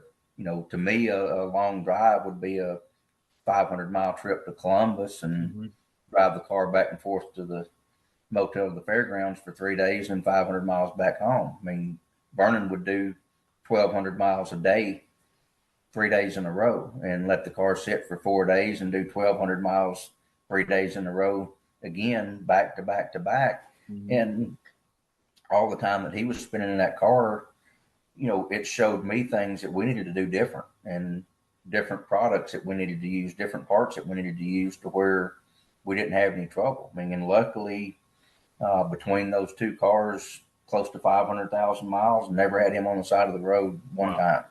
If nobody knows who Vernon Walker is, that's why we bring some history to this podcast so people can learn. He was one of the founding guys of the National Street Route Association, NSRA. And if you ever go to the Interstate 40, just cross into Arkansas. The incredible place on the south side is Vernon's place, and I never stopped there, but we had Bonneville friends that stopped one time and just pulled off with their race car and says, can we unload our race car in front of your building and take my daughter's senior pictures, which she ran like 217 mile an hour that year at Bonneville. And they were talking because, you know, Bonneville's around Street Rod Nationals every year. Yeah. And, my friend Brian goes, you ever been to Bonneville? He goes, no. You ever been to my car show? It's like, okay, so they've both never been to each other's love of what they do. So yeah, so. Yeah, but the two cars I built for Vernon really helped me to build a lot better car for somebody driving. But knowing what all he had done through the years to develop that product to the best that it could possibly be, you know, especially for anybody building the early cars, you know, you can't stuff more radiator under a 32 Ford or an A model. You got what room you got to work with. So Vernon figured out ways of making that size be more efficient in the fin design and the core design. You know, he was able to improve cooling in the same amount of space. And okay, so here's your chance to get on the soapbox and explain why you use the material. I was telling you that I always use the walkers, like you say, the Model A's and 32s, but in a Chevelle and a muscle car, I'd put aluminum. And I think your exact words was, what the hell's wrong with you? Well, I mean, the only reason anybody went to aluminum was cost. Aluminum's cheap and lightweight. I mean, so really the only disadvantage is if somebody's racing and, you know, another 15 pounds of weight's going to make a difference on the front of the car and the radiator. Otherwise, there's no reason. Aluminum is not a better product for a radiator. If you look up the fundamental chart on metals as far as thermal conductivity or carrying electrical current, it's platinum, gold, silver, copper. Aluminum is way down the line. But we're not going to build radiators. Thermo, whatever you said. Can you spell that word? I can't spell. I can't spell Bob, but I can sometimes pronounce it. Yeah. So tell everybody what materials you use on yours. They're all copper brass. The cooling's in the copper. And it's crazy. I mean, I enjoy getting a tour from you because you get all geeked out like a school kid with his first. He saw his first boob or something. I don't know, but you get really excited about it. And the craziness is of that radiator, how they're built, and it's still old school technology. and you had to learn it because you never had a thought to buy this because they didn't want to do anything with it. By the time you decided to buy it, you said the whole production line over in Memphis was tore down and in semis. So you had to figure out how to put it together and figure out how to learn it. You never like, oh, I wanted to try to do this, and in the future I might. That was never a And thought back then. I'd never been in there and seen anything under operation. Every time I went to Memphis to do something with Vernon, it was either picking up the car or dropping the car off or working on the car while I was there and then coming back home the same day. So I never went to the radiator shop when it was under works and didn't know. But I mean, I didn't realize it took as much as it did to build a radiator. But they're the only manufacturer in the country that was building everything in house. I mean, the only two pieces that's not built in house is the nipple for the overflow hose to go on and the bung for the drain to go into. Everything else is from raw material to finished part in house. Yeah, and you were showing me the solder on the how thin that solder and how consistent that does and how it works. It's total old school technology, but it's just as precise as I'm in a CNC machine. It still works. I mean, some of that you're held in tolerances to within plus or minus 0.2 of a thousandth. So I would have never dreamed of that for a radiator. So when did Walker first go in business? When did they start their radiator business? 1932. Oh, wow. And you guys have had it now for how many years? 3 years. Okay. And now you've opened up the product line. Of course, there's new. So tell everybody what you have. Of course, the street rod stuff, the 44, the 32s, the Model A's, but you're also doing square body trucks. I mean, we're trying to do anything that we're getting calls on. Last week, I just finished up the first Gen S10 radiator that's going out to John McLeod at Detroit Speed for one of their test vehicles. So he sent me a picture of that today. Actually, that's small world. Yeah. We're working on the second Gen S10 pickups. I'll be doing the G body, Buick Pontiac Olds stuff here sometime probably next month. Anything that we're getting calls on or that I'm seeing that's getting built, we need to have a radiator for. You're doing OBS trucks. I think I got an OBS. Yes, OBS truck, and I have not done. So the OBS, the dualies had a bigger radiator. The 1-ton trucks had about a 6-inch bigger core than the 454 half-ton trucks. I'll have that probably in the next month and a half, 2 months also. And in all those bigger radiators like that, we're doing one with an integrated core for intercooler for guys that's doing the LT4 or 5 motors. So it's one unit radiator and intercooler packaged together. Very cool. Yeah, I've been there. Like I say, I've taken a tour, and I think, did Raina do a video when she came down to the shop that she did? Yes. I know John Jackson did. So you can get on YouTube and look at Raina's radar and John Jackson's YouTube channel. They got one thing that we're doing. A lot of builders have gotten used to doing aluminum radiators and dealing with the problem and having leaks and having to replace them. And one of the common problems I've heard from many different builders is the manufacturers will stand behind the product and replace the product, but they won't pay labor to replace it. Well, I've used this for 30 years and I've never had a leak. I've never had a cooling issue. And I mean, some of the big block 32s that we've done with no louvers in the hood and a 3-inch smaller radiator and air conditioner, they should have run hot sitting in traffic, but they don't. So I said, we're going to do a 5-year warranty on this and we're going to cover labor. If somebody's got a problem, I want to make it good because that's what I expect as a shop owner. I mean, I can't replace parts for free on a car over and over and over because of an inferior part. I'm going to want to get paid for it. So buy parts you're not going to have to replace. Or if you do have to have a problem, it's going to get took care of. Yeah, and I actually had a talk with a buddy about that. This industry's changing, some in a good way and some in a bad way. And then some of these companies, they buy up all these and they own a whole bunch of companies and their customer service is much crap. There's still some that are okay. And luckily, I didn't really hit me till my buddy that used to help me part-time. And he goes, there you always have trouble with a part that you buy. And he goes, for the home builder that can only call like at lunch or after hours, that would totally turn me away. You know, we're lucky if we have trouble with anything, which nothing's perfect. You're going to have troubles with some stuff, but we're lucky and blessed because we can get on the cell phone and I can call John McLeod. Yeah, I can call John McLeod. I can call Rick Love. I can call Brett Vocal that started his company or guys that work there in the engineering department. We're pretty blessed, but the customer service in some of these companies that are getting too big, it really hurts my ear. And that's going to hurt those companies because that's key to anything. I mean, that's, somebody's going to answer the phone here, maybe not at lunchtime, but from about 7:30 in the morning to 6:30, 7 o'clock at night, somebody's going to answer the phone. Somebody can get in touch with us one way or the other. And allegedly, some of them sound the same. I called there one day because we've been trying to get this podcast lined up for a while. And I'm like, oh, hey, Shane, because I've known Shane for a long time. I've just kind of known Charles this year. I was like, hey, Shane, how you doing today? Because Shane usually answers the phone when I call. That's just the number thing.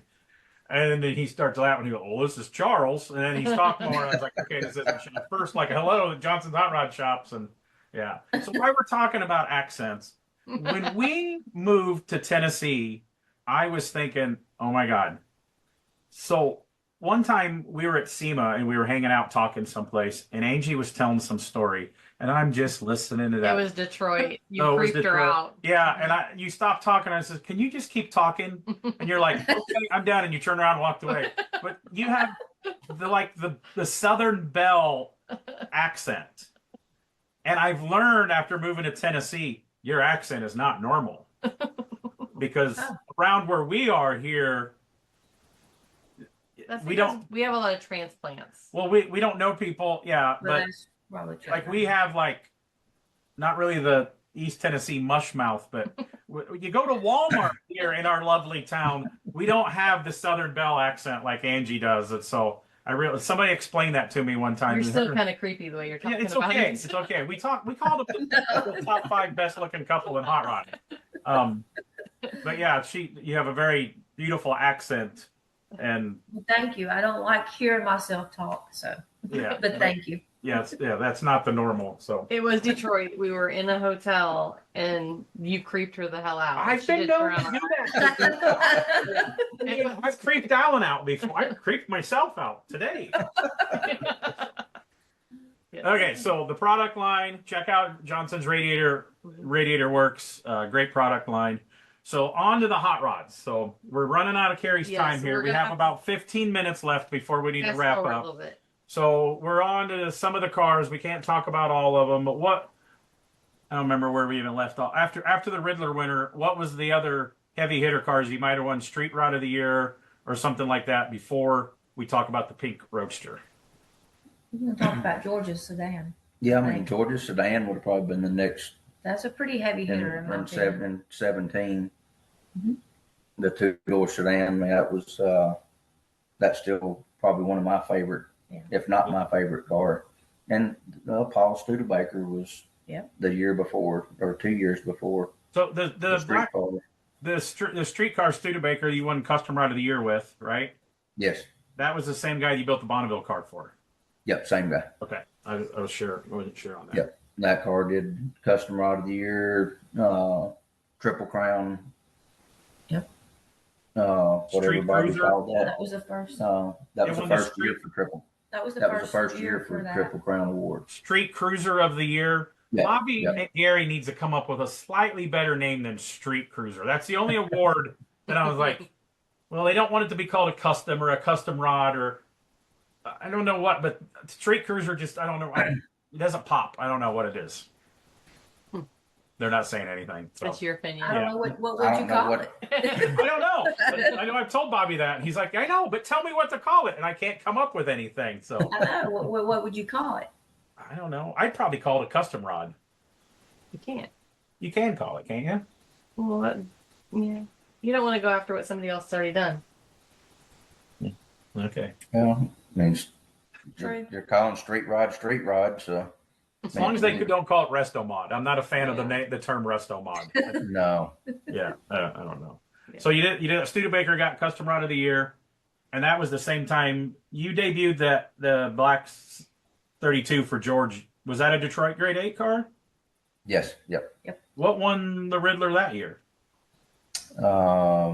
Steve's Auto Restoration with the. Oh, okay. So the judges probably came over and says you got second because you didn't have Yeah. fenders. Yeah. That car was pretty. I enjoyed that car a lot too because George didn't put really any restrictions on other than it had to be black. Manual transmission was the only restriction. So he let me do what I wanted to do.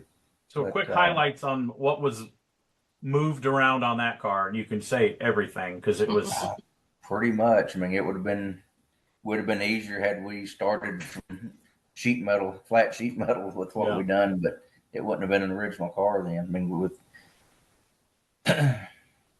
the doors are like an inch and a quarter longer. The quarters are more than that short. The whole back of the car was shortened up and leaned forward like a Victoria on the rear bustle. The roof was shortened up about 3 or 4 inches, between 3 and 4 inches to get that proportion right. Windshield was leaned back. It was everything was moved and changed. The cowl was wedged about 3/4 of an inch in the top to get more of a down slope to the hood to the grill. All the interior was sheet metal. Interior only upholstery was what was on the seats. Everything else was all finished sheet metal inside the car. what was the drivetrain in that one? What's that? What was the power plant, the motor in that? Keith Dorton done a Y block. Okay. We did old set of Hilburns and converted them over to electronic and hit all the injectors and wiring down inside the plenum. And Keith done a nasty Y block for it. A little over 500 horsepower Y block. Wow. And that have a set of your wheels on it, or were those one-offs? No, that was before we were doing our wheels. That was actually some of the magnesium wheels that Real Rodder's wheels done a handful of years ago. That's kind of what pushed me to do the wheels. Is one, if you find a set of original Howes, you're going to spend 10, 12 grand, and you may not have a good wheel. Yeah. Because of corrosion or cracks. If you want a set that's really nice, you're going to spend 25 grand. So that's kind of why I wanted to tool up to do those wheels, because I wanted some more of them and couldn't get them. So. How hard is it to find a foundry that'll do short run magnesium stuff? The only company we've been able to find and use have done a great job, but they're never on anywhere close to on time. Yeah. With what they're doing, but they do strictly aircraft and aerospace stuff. Okay. That's all they do. So every one of those wheels is, they first will Zyglow test it. So it's basically like you'd Magnaflux, a steel part, but it's a glow in the dark powder that they run a black light over, and it will run if there's a crack. But everything's done that way first, and then X-rayed. So I mean, those wheels are done to same thing that wheels on an airplane would have to go through for testing. So very cool. Yeah, that car again was incredible. So what was next after those two cars? Before we get to, we got to talk about the Pink Roadster a little bit. But was there? I know there was, but Carrie's rushing me. I can't remember. I mean, there's so many cars in between everything too that We did a Suburban for David that we built the truck for. That was last year. One of our bigger projects that we just finished up. The Suburban with the twin turbo inline 6-cylinder that was out last year. That one, America's, what they still call that last year, America's Most Beautiful at Texas. Yeah. So talk about the power plant on that. That thing was killer, and it was awesome in your normal vein. But then when you open the hood, people just kind of walk by and you watch it, and then they're like, "Wait, what? That was?" So tell everybody what that motor was in that. Well, that was what the whole truck was built around. I mean, so David uh, has been racing out at Bonneville for 20 plus years. And one of his buddies had been running six cylinders with an old original Wayne head from the 50s, which was extremely rare. And he had, grenaded the engine so many times that his head wasn't repairable anymore. So he had tooling done to produce some of the heads, and David talked him out of two of them. So that's what the whole build of that truck was around, was that head for the six cylinder. And David let us kind of do the same thing as George. He had a few requirements and stuff of what he wanted, and he wanted something that was going to be dependable with that engine. So we wound up working with Keith and Jeff Dorton again on that engine, and all the front drive system on it, we basically copied Vintage Air's front runner system for inline six cylinder, because nobody's making anything for that. But we used a late model BMW six cylinder water pump, so we would have something with modern seals that would take the pressure running, power steering pump and AC compressor. But we had pretty much everything on that engine we had to make, other than the block and the heads, to accommodate that setup with the twin turbos. And we used Borla's Weber throttle bodies as kind of a side draft blow through deal for the turbos. But again, a lot of fun, challenging project. And then this year, you guys brought out one. We'll touch real base, and then we'll go back to the Pink Roadster. You got the Pontiac wagon that just got in the top 5 at Columbus. I don't remember where we were last weekend. Texas. They call it the Best Bitchin' Award. So you got in the top 5 finalists with that. You debuted that. I don't know. It's been everywhere that I've been this summer. It was Columbus was first time out for it. Yeah, tell that car is just right. It's got the wheels work on it perfect, and the black with the green interior is just great. And that was another customer that we met out at Bonneville, Doug and Debbie Kinney out of Riverview, Florida. I met Doug out there probably the year before you and Shane drove.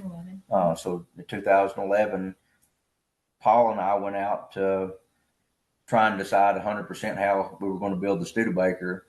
And after half a day, I was bored.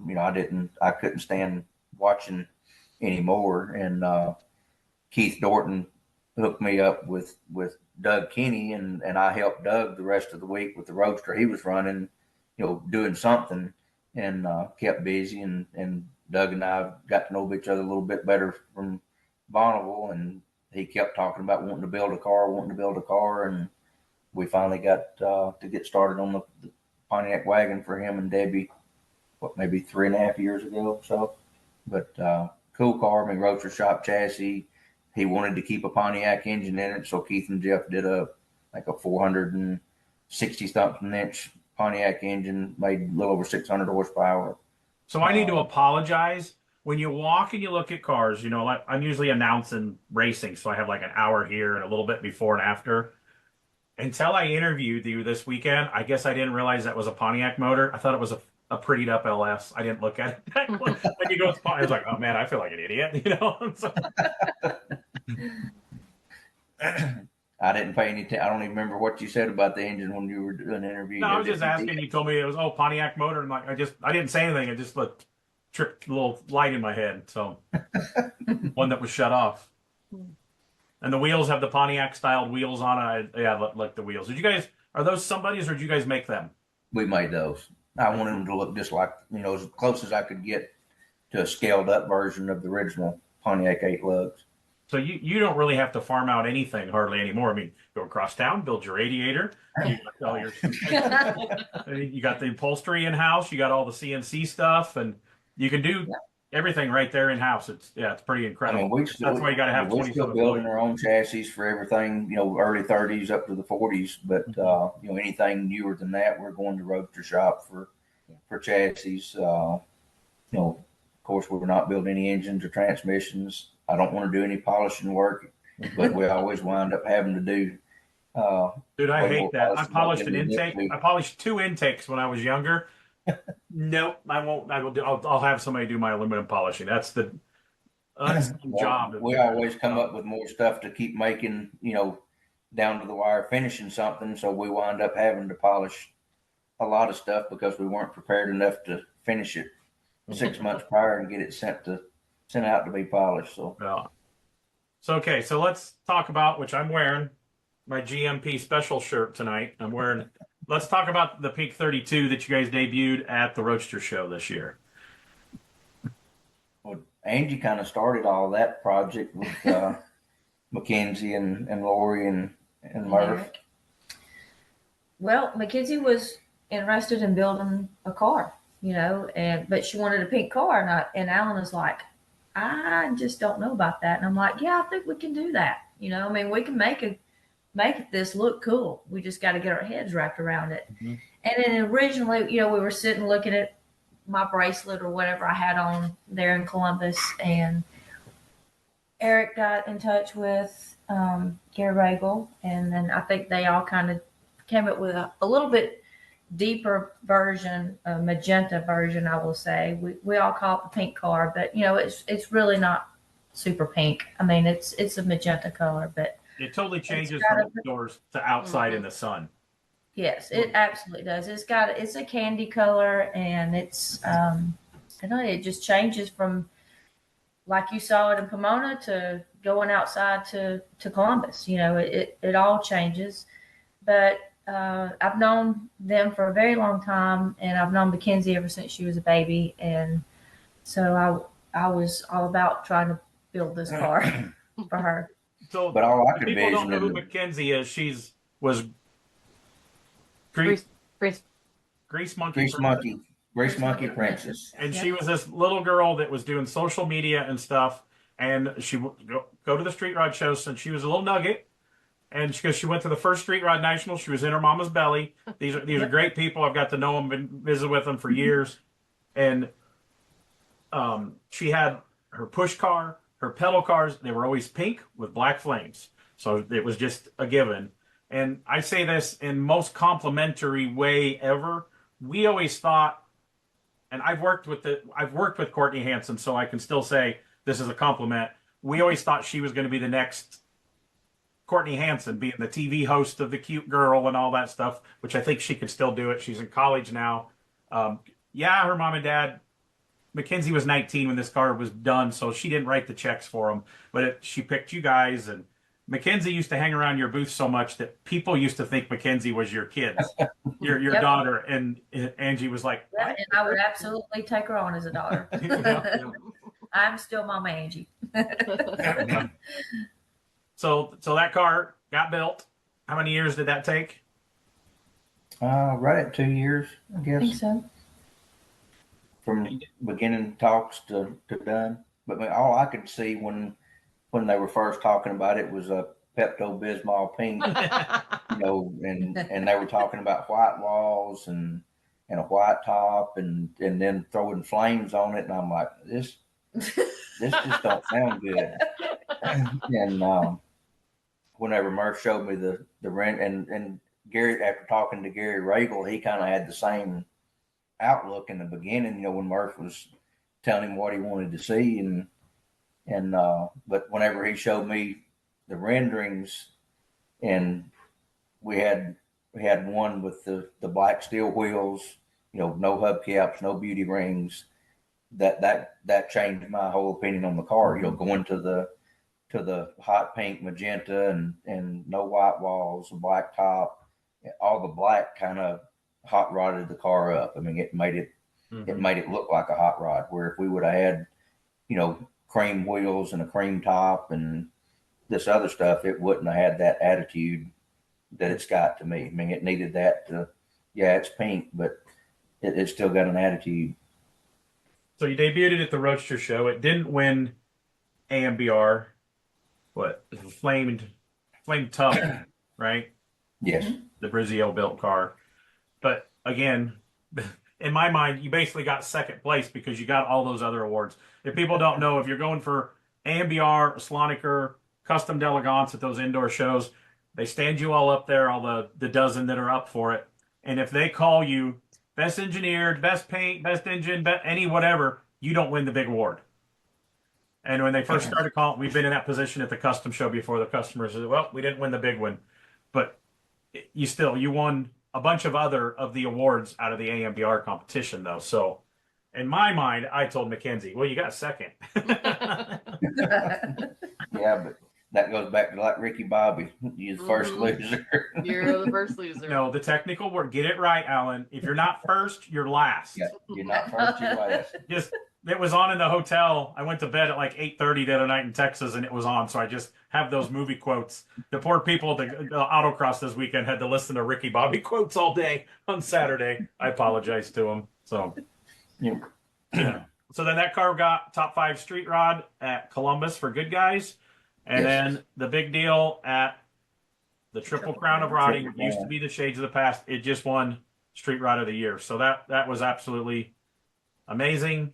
And we all give Bobby a hard time because I'm sure he gave you a ribbon at Detroit or at Pomona about bringing a pink car because Bobby just likes black. But for Bobby to pick a pink car at his show, that's like you won twice, man. It really is, right? It's got some black on it. Yeah. It's got black wheels and black frame. Yeah, that's where he was focusing, I'm sure. So it's a beautiful car. Yeah, we love it. We love those people. They're great people. That's a pretty family. Like even Eric, he's a pretty man. I can say that very confidently. He's a good looking man. So yeah. Yeah, I keep telling him I'm up for adoption and I'll call him daddy. It just sounds dirty when I say it. No. Mackenzie said I'd be a good big brother, but idea. Yeah, and then the mom, she's like, I'm not that old, so you could be my kid. So yeah.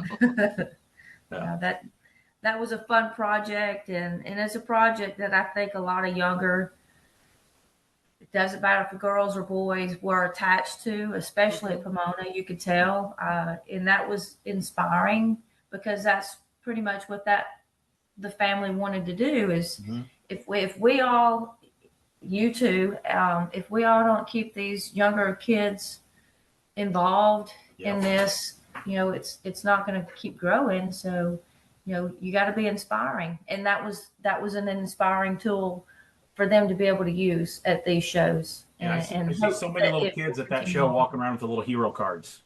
Yeah, get their picture taken by it. Yeah, yep. And Mackenzie, she's great. They're all great talking to the little kids, and we actually talked about that recently with a 30-year-old builder about we need something else to really spark. I mean, guys like our age, what was your favorite movie? Oh, I watched Hollywood Nights or American Graffiti, or they watched Gone in 60 Seconds, or you laugh about the tuner cars, but that first Fast and Furious movie really started a whole ignited part of the industry, aftermarket, and the tuner cars that are still very strong. Hot rod guys laugh at it, but I'll still watch the first Fast and Furious whenever it's come on. It's still a pretty good show, and the street racing and all that stuff. But we need to find something again to light that spark for the next generation. You can still buy Hot Wheels, but I collect Hot Wheels, so you go to the Hot Wheels store. A lot of people got their start in Hot Wheels. Well, they're not really cars. It's like, oh, it's a dinosaur car. It's a rolling taco. No offense, Carrie.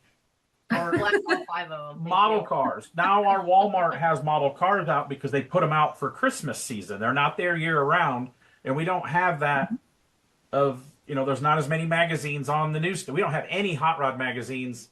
Every once in a while, a truck magazine and a diesel magazine in our Walmart here.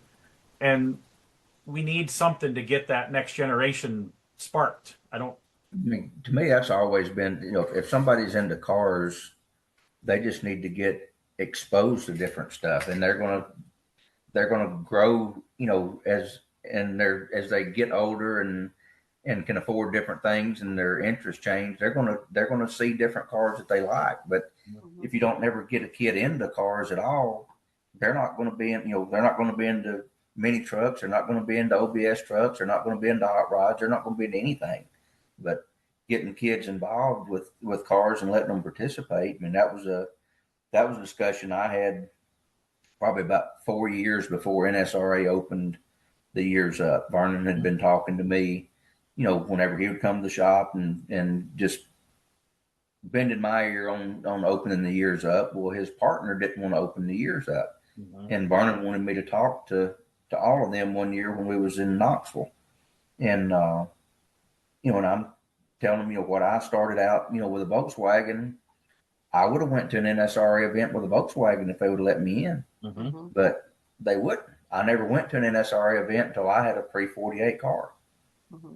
before I went to one. If I could have got in with a Volkswagen or a new Chevy pickup, I'd have been there participating. But I don't think anybody that can participate in, whether it's racing or a show or whatever, if they can go and participate in it, they'll go to those events. If they can't, a lot of people aren't going to go and spectate. I'm not. I'm not a spectator. Yeah. I'm not going to the races and watching. I'm not going to a show and walking around if I'm not participating. And when they opened that year break on NSRA, especially, I remember the NSRA with the circle with the red through it, and there was some idiot, I'm gonna say asshole, that parked his year brake. They could take an 81 or something. He put a Chevy Citation like power parked it. It was like, well, you're just being an idiot. Yeah. The guys that you see online. Well, I quit going to NSRA when they opened up the year brake. It's still awesome. I look at it as, okay, Grandpa's bringing his 32, which I still love 32s. The dad's bringing his 55 Chevy. Now the kid's bringing his, hell, now maybe third gen Camaro or something like that. And I think it's fine. It's not like they open the floodgates and all this stuff comes in. Good Guys on Friday and Saturday is up to $19.99. And you can bring tuners and imports. And we got one guy that comes in his Miata and races on Friday and Saturday because it's like a 90 whatever. It fits in the year break. And I think it's fine. And I actually said that on the microphone, that I've been doing Good Guy shows as long as you. So remember when West Coast Nationals, the cutoff was 1954? Yep. In the late 90s, early 2000s, we built a 63 Riviera because the year break was 63. We didn't build 64 or 5 because you couldn't take it to even Columbus. And then they moved it up to like 72, and then now it's 99, and they usually roll one more year. And allegedly, I might have heard they're going to freeze the Friday and Saturdays at 2000. They're not going to keep rolling it up, but they're all American get-togethers. You can bring anything in all weekend long. And again, they're not flooded with 2020 Chargers. I mean, we used to get some on autocross on Sundays. We don't anymore. I mean, we do some, but not much. I mean, it's still mostly. But still, even newer Corvettes. Like this past Sunday in Texas, there was a new Charger in the Good Guys pick deal from Sunday right in front of our booth, and a new 24 Chevrolet short wide dually. That the guy had done a bunch of stuff too. But same thing there. I mean, if that guy comes in with that Charger, and he's never been to anything like that, and he's seeing, a 69 Camaro or a 32 Ford or whatever, he may be the next customer for you or me building something like that because he was allowed to come in and participate with his new Charger. I mean, to me, car people are car people, and anybody that's just into one that's thing, there's something. We have a lot of problems with at our fest events in September because it's LS Fest, Mo Party, or Ford Fest, and it doesn't matter what year what year it is. And LS Fest is a little bit harder because obviously they LS swap anything, so you can have a Pontiac sitting there with an LS in it, but everybody's like, oh, that person shouldn't be able to drive in their Cadillac. Well, that's that person's hot rod. So they may have other cars at home, or they have something they've been working on for 4 or 5 years. Yeah. Who am I to say what is that person's hot rod? So. And LS Fest, what would you say the average age is? 35 and younger, probably. Oh, yeah. I mean, it's the same weekend as Triple Crown, and they announced 45,000 spectators at this LS Fest. And it's mostly a racing event, but it is humongous. That tells you how strong the industry is. There's 2 of those events within 2 hours apart on the same weekend and the same setting records. Yeah, we're record-setting events. So, okay, we have some questions here that we wrap up. I guess I have a few. One, is there anything in the shop that you can mention? I've been there. I'm not going to say. Is there anything in the shop that you can talk about what's coming? There's one that I'm very excited that you're building one.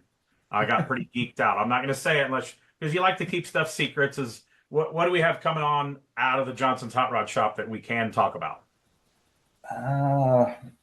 Well, I mean, we've got another Roadster pickup going together that's for another teenage girl that'll be out next spring. And it's pretty much a carbon copy of the test mule. Same color. The interior is going to be a different color, but what else that's coming out next? Cadillac. We're doing a 80 Trans Am pace car for Angie that I hope's out next spring and running and driving. So wait, you're building what for Angie?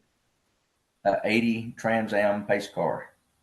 T-top pace car. I will send you a case of hairspray if you roll in with the big teased hair the first event you go to that, and like All right. acid wash jeans, and yeah. We could do that. She can do that. Yeah. She's like, I'm game. I'm game. Doing a 50 Cadillac for Bob Johnson that I don't know if it's going to be completed next year or not. He really wants to try and get that street cruiser at Triple Crown. So, and also doing a 63 split window Corvette for Bob. So if I don't get, I've not get rehired yet this year for the Triple Crown. If he wins that, I might allegedly slip and say, if he wins it, I'm not involved in the judging. Bob Johnson with the Streetwalker Award. I'll call him a Streetwalker. How's that? He'd probably appreciate that. Yeah. Well, if you get a chance to aggravate Bob, you got to. See, that's where my mind goes when I hear street cruiser. It's like somebody Streetwalker. But you guys know me enough. My mind is not normal. Well, it's not. You did a great job announcing at Triple Crown, and you were directly responsible for the $70,000 raised for the Gary Sinise Foundation. Yeah, well, we raised 30 grand in that 40 minutes, but you would not believe the hate that I got on Monday morning because people they were sitting there waiting for the giveaway truck and the giveaway motor. Well, then, just like those people need to stay home next year if they didn't have fun or enjoy the money that was raised for that foundation. Well, it was for a good foundation. Yeah. That was not planned and was spur of the moment by your wit thinking, and anybody that had complaints about that, they need to stay home. That's right. Yeah, we did one follow up, and I was like, if you're one of those negative people that we raise money not just for a good charity, but military or American heroes, I don't want to be your friend. I don't want to talk to you in person. Please don't do anything. But I had to seriously block people on social media on Monday, like a handful of people of hate that I got.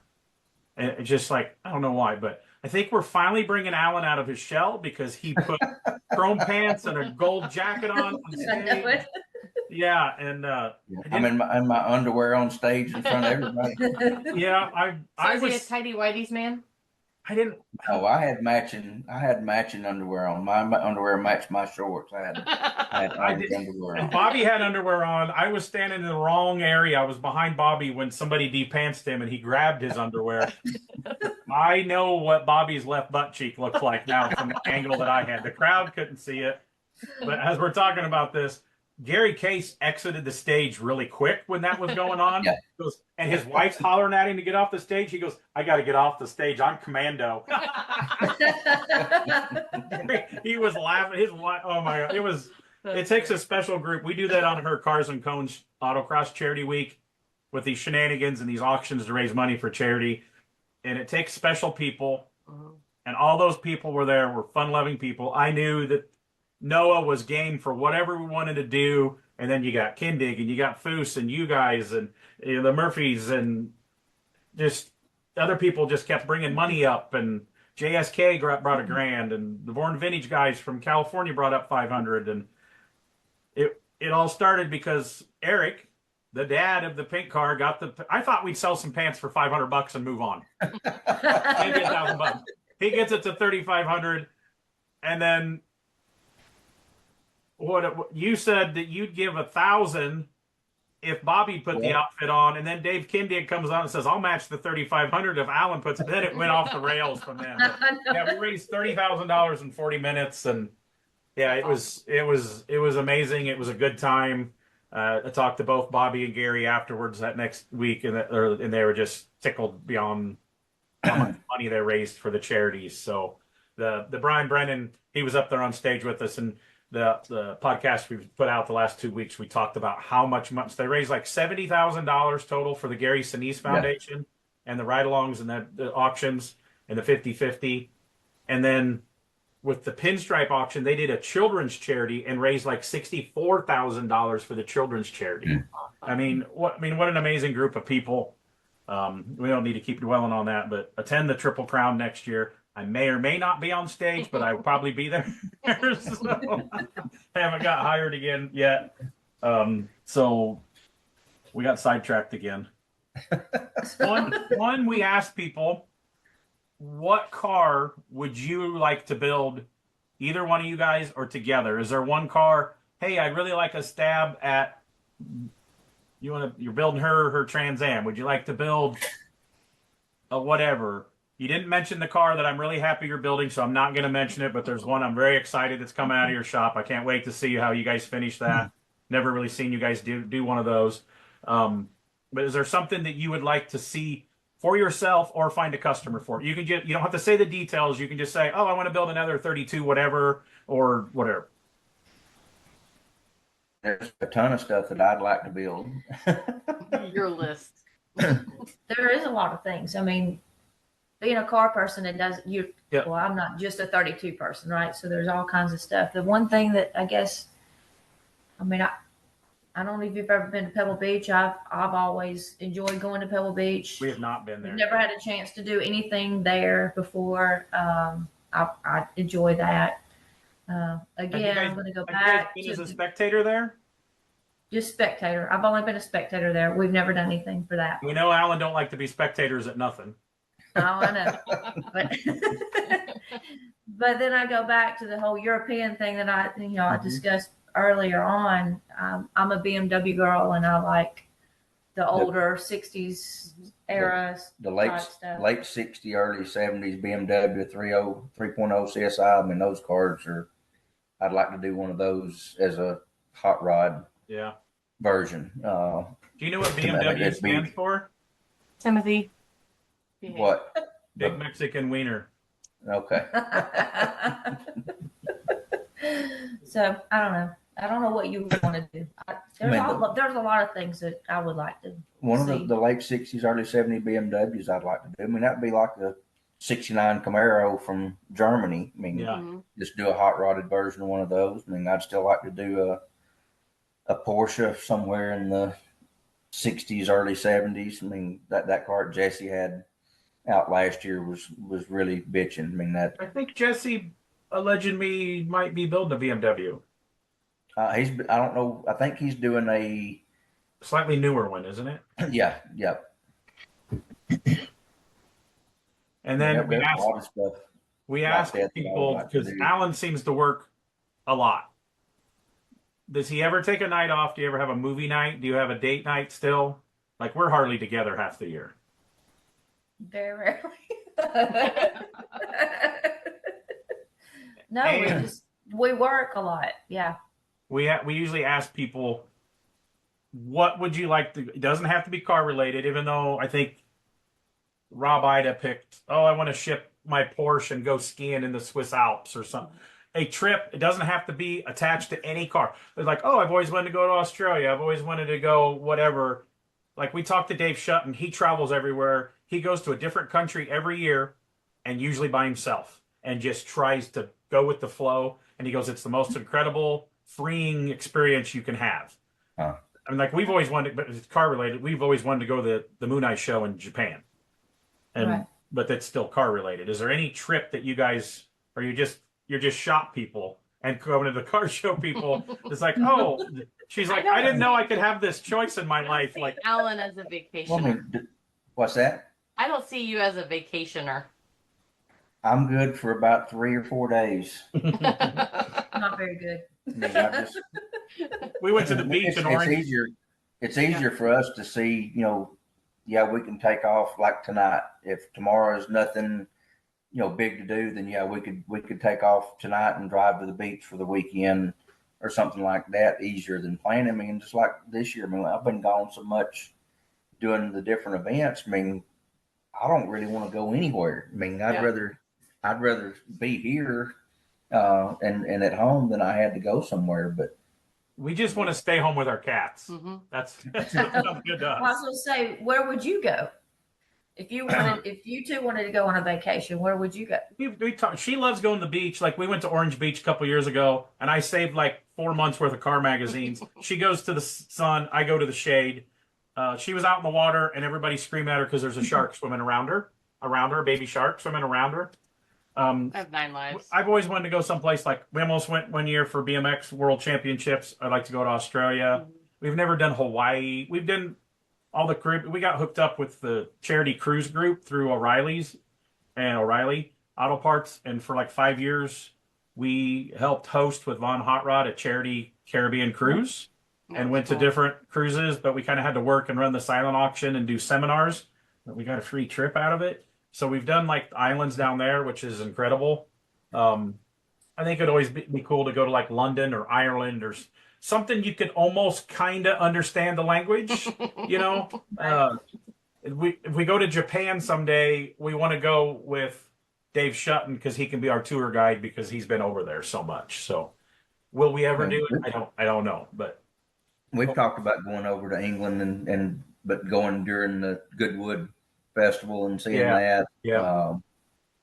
We've had customers that went to Monaco for the Formula One race. They said that was amazing. Like to do that. No, I want to say we want to go to Costa Rica, even though he's not going to listen to this.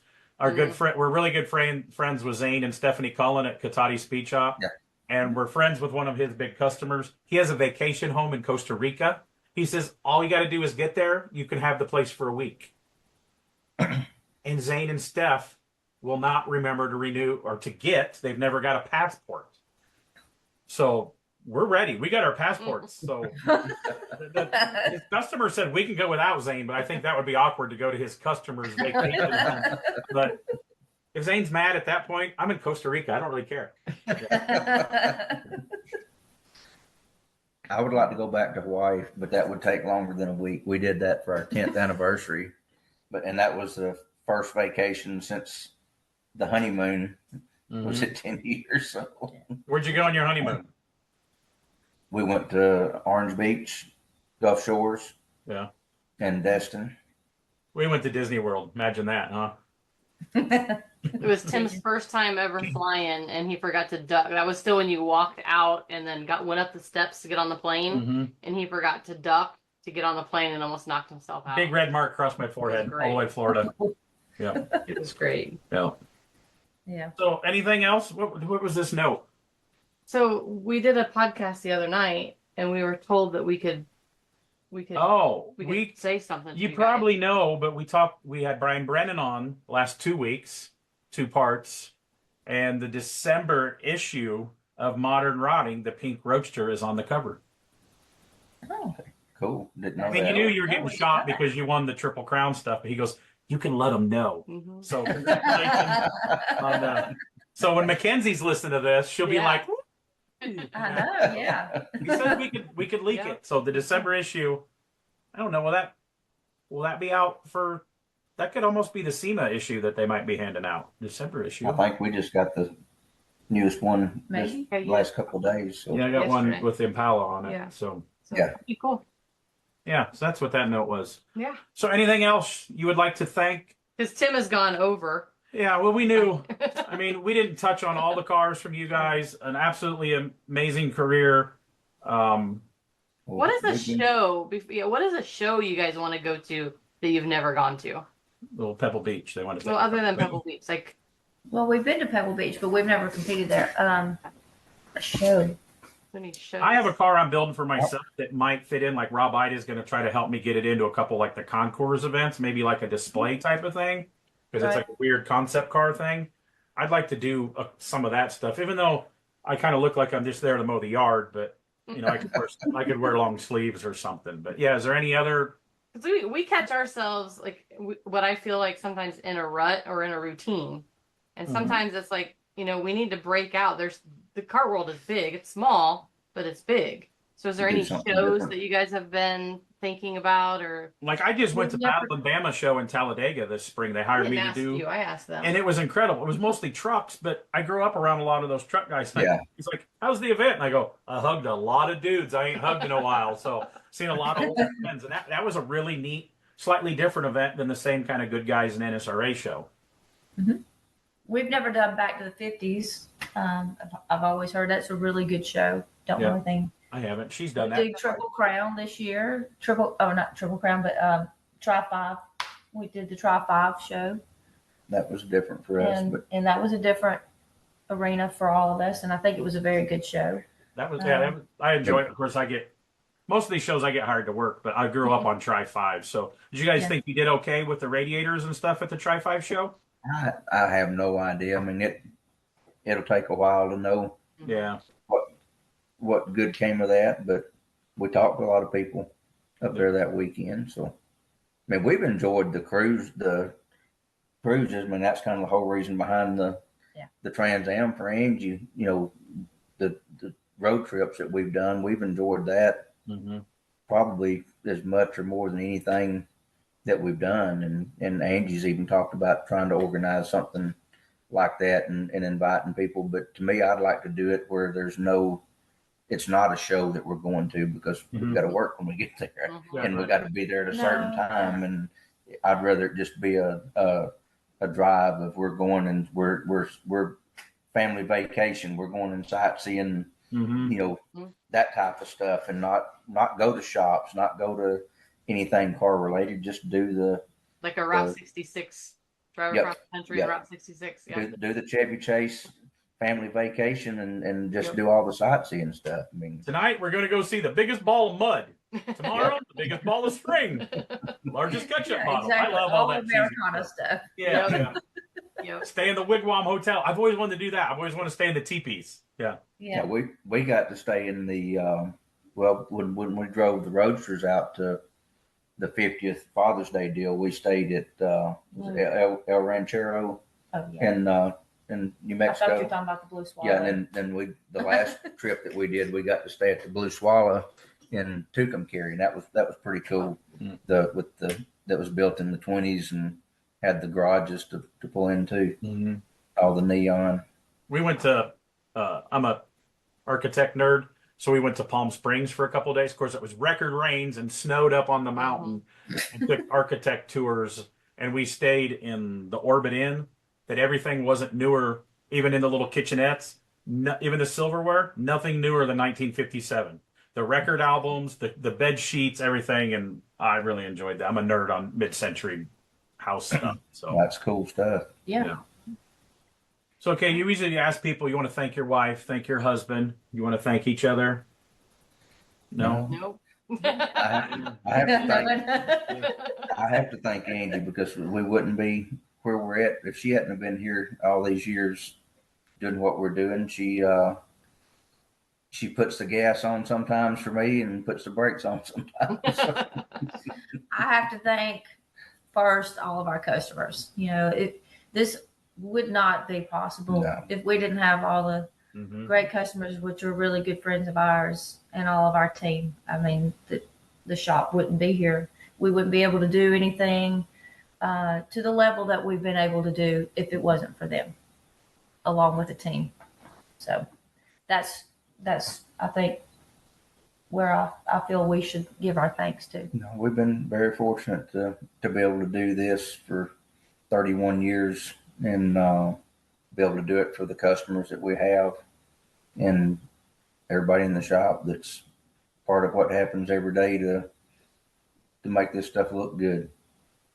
It takes everybody to do it. I mean, Yeah. Well, you guys have an awesome crew. Yeah. You put out some awesome stuff, and we're looking forward to seeing what is coming in the future. And we're honored to call you guys friends. Hopefully you think the same way. likewise, You too. I mean, Again, I We've stopped known you by guys. just to see the dogs. Nice. we've known y'all for a long time and appreciate the friendship. And Thank you for the opportunity tonight. Yes. And we need to especially thank Angie, because if it wasn't for Angie, Alan would not be on the pot. We thought we were just going to finally give up on Alan and just do. We could have talked just as long, and this took us a few stabs. We've got a few people that are a little. They're just too busy. We were going to do a couple days ago, and he got stuck in traffic coming home from Texas. So we're glad we finally got you on here, and I'll leave you alone now until He's done bugging you for the a while. next time you win some big egg thing. We'll do a part 2 in the future. So again, thank you. Thank y'all for having us on. Yep. Thank you, Alan and Angie from Johnson's Hot Rod Shops and Johnson's Radiators, and you'll see them on the road. Thanks, guys. Thank y'all.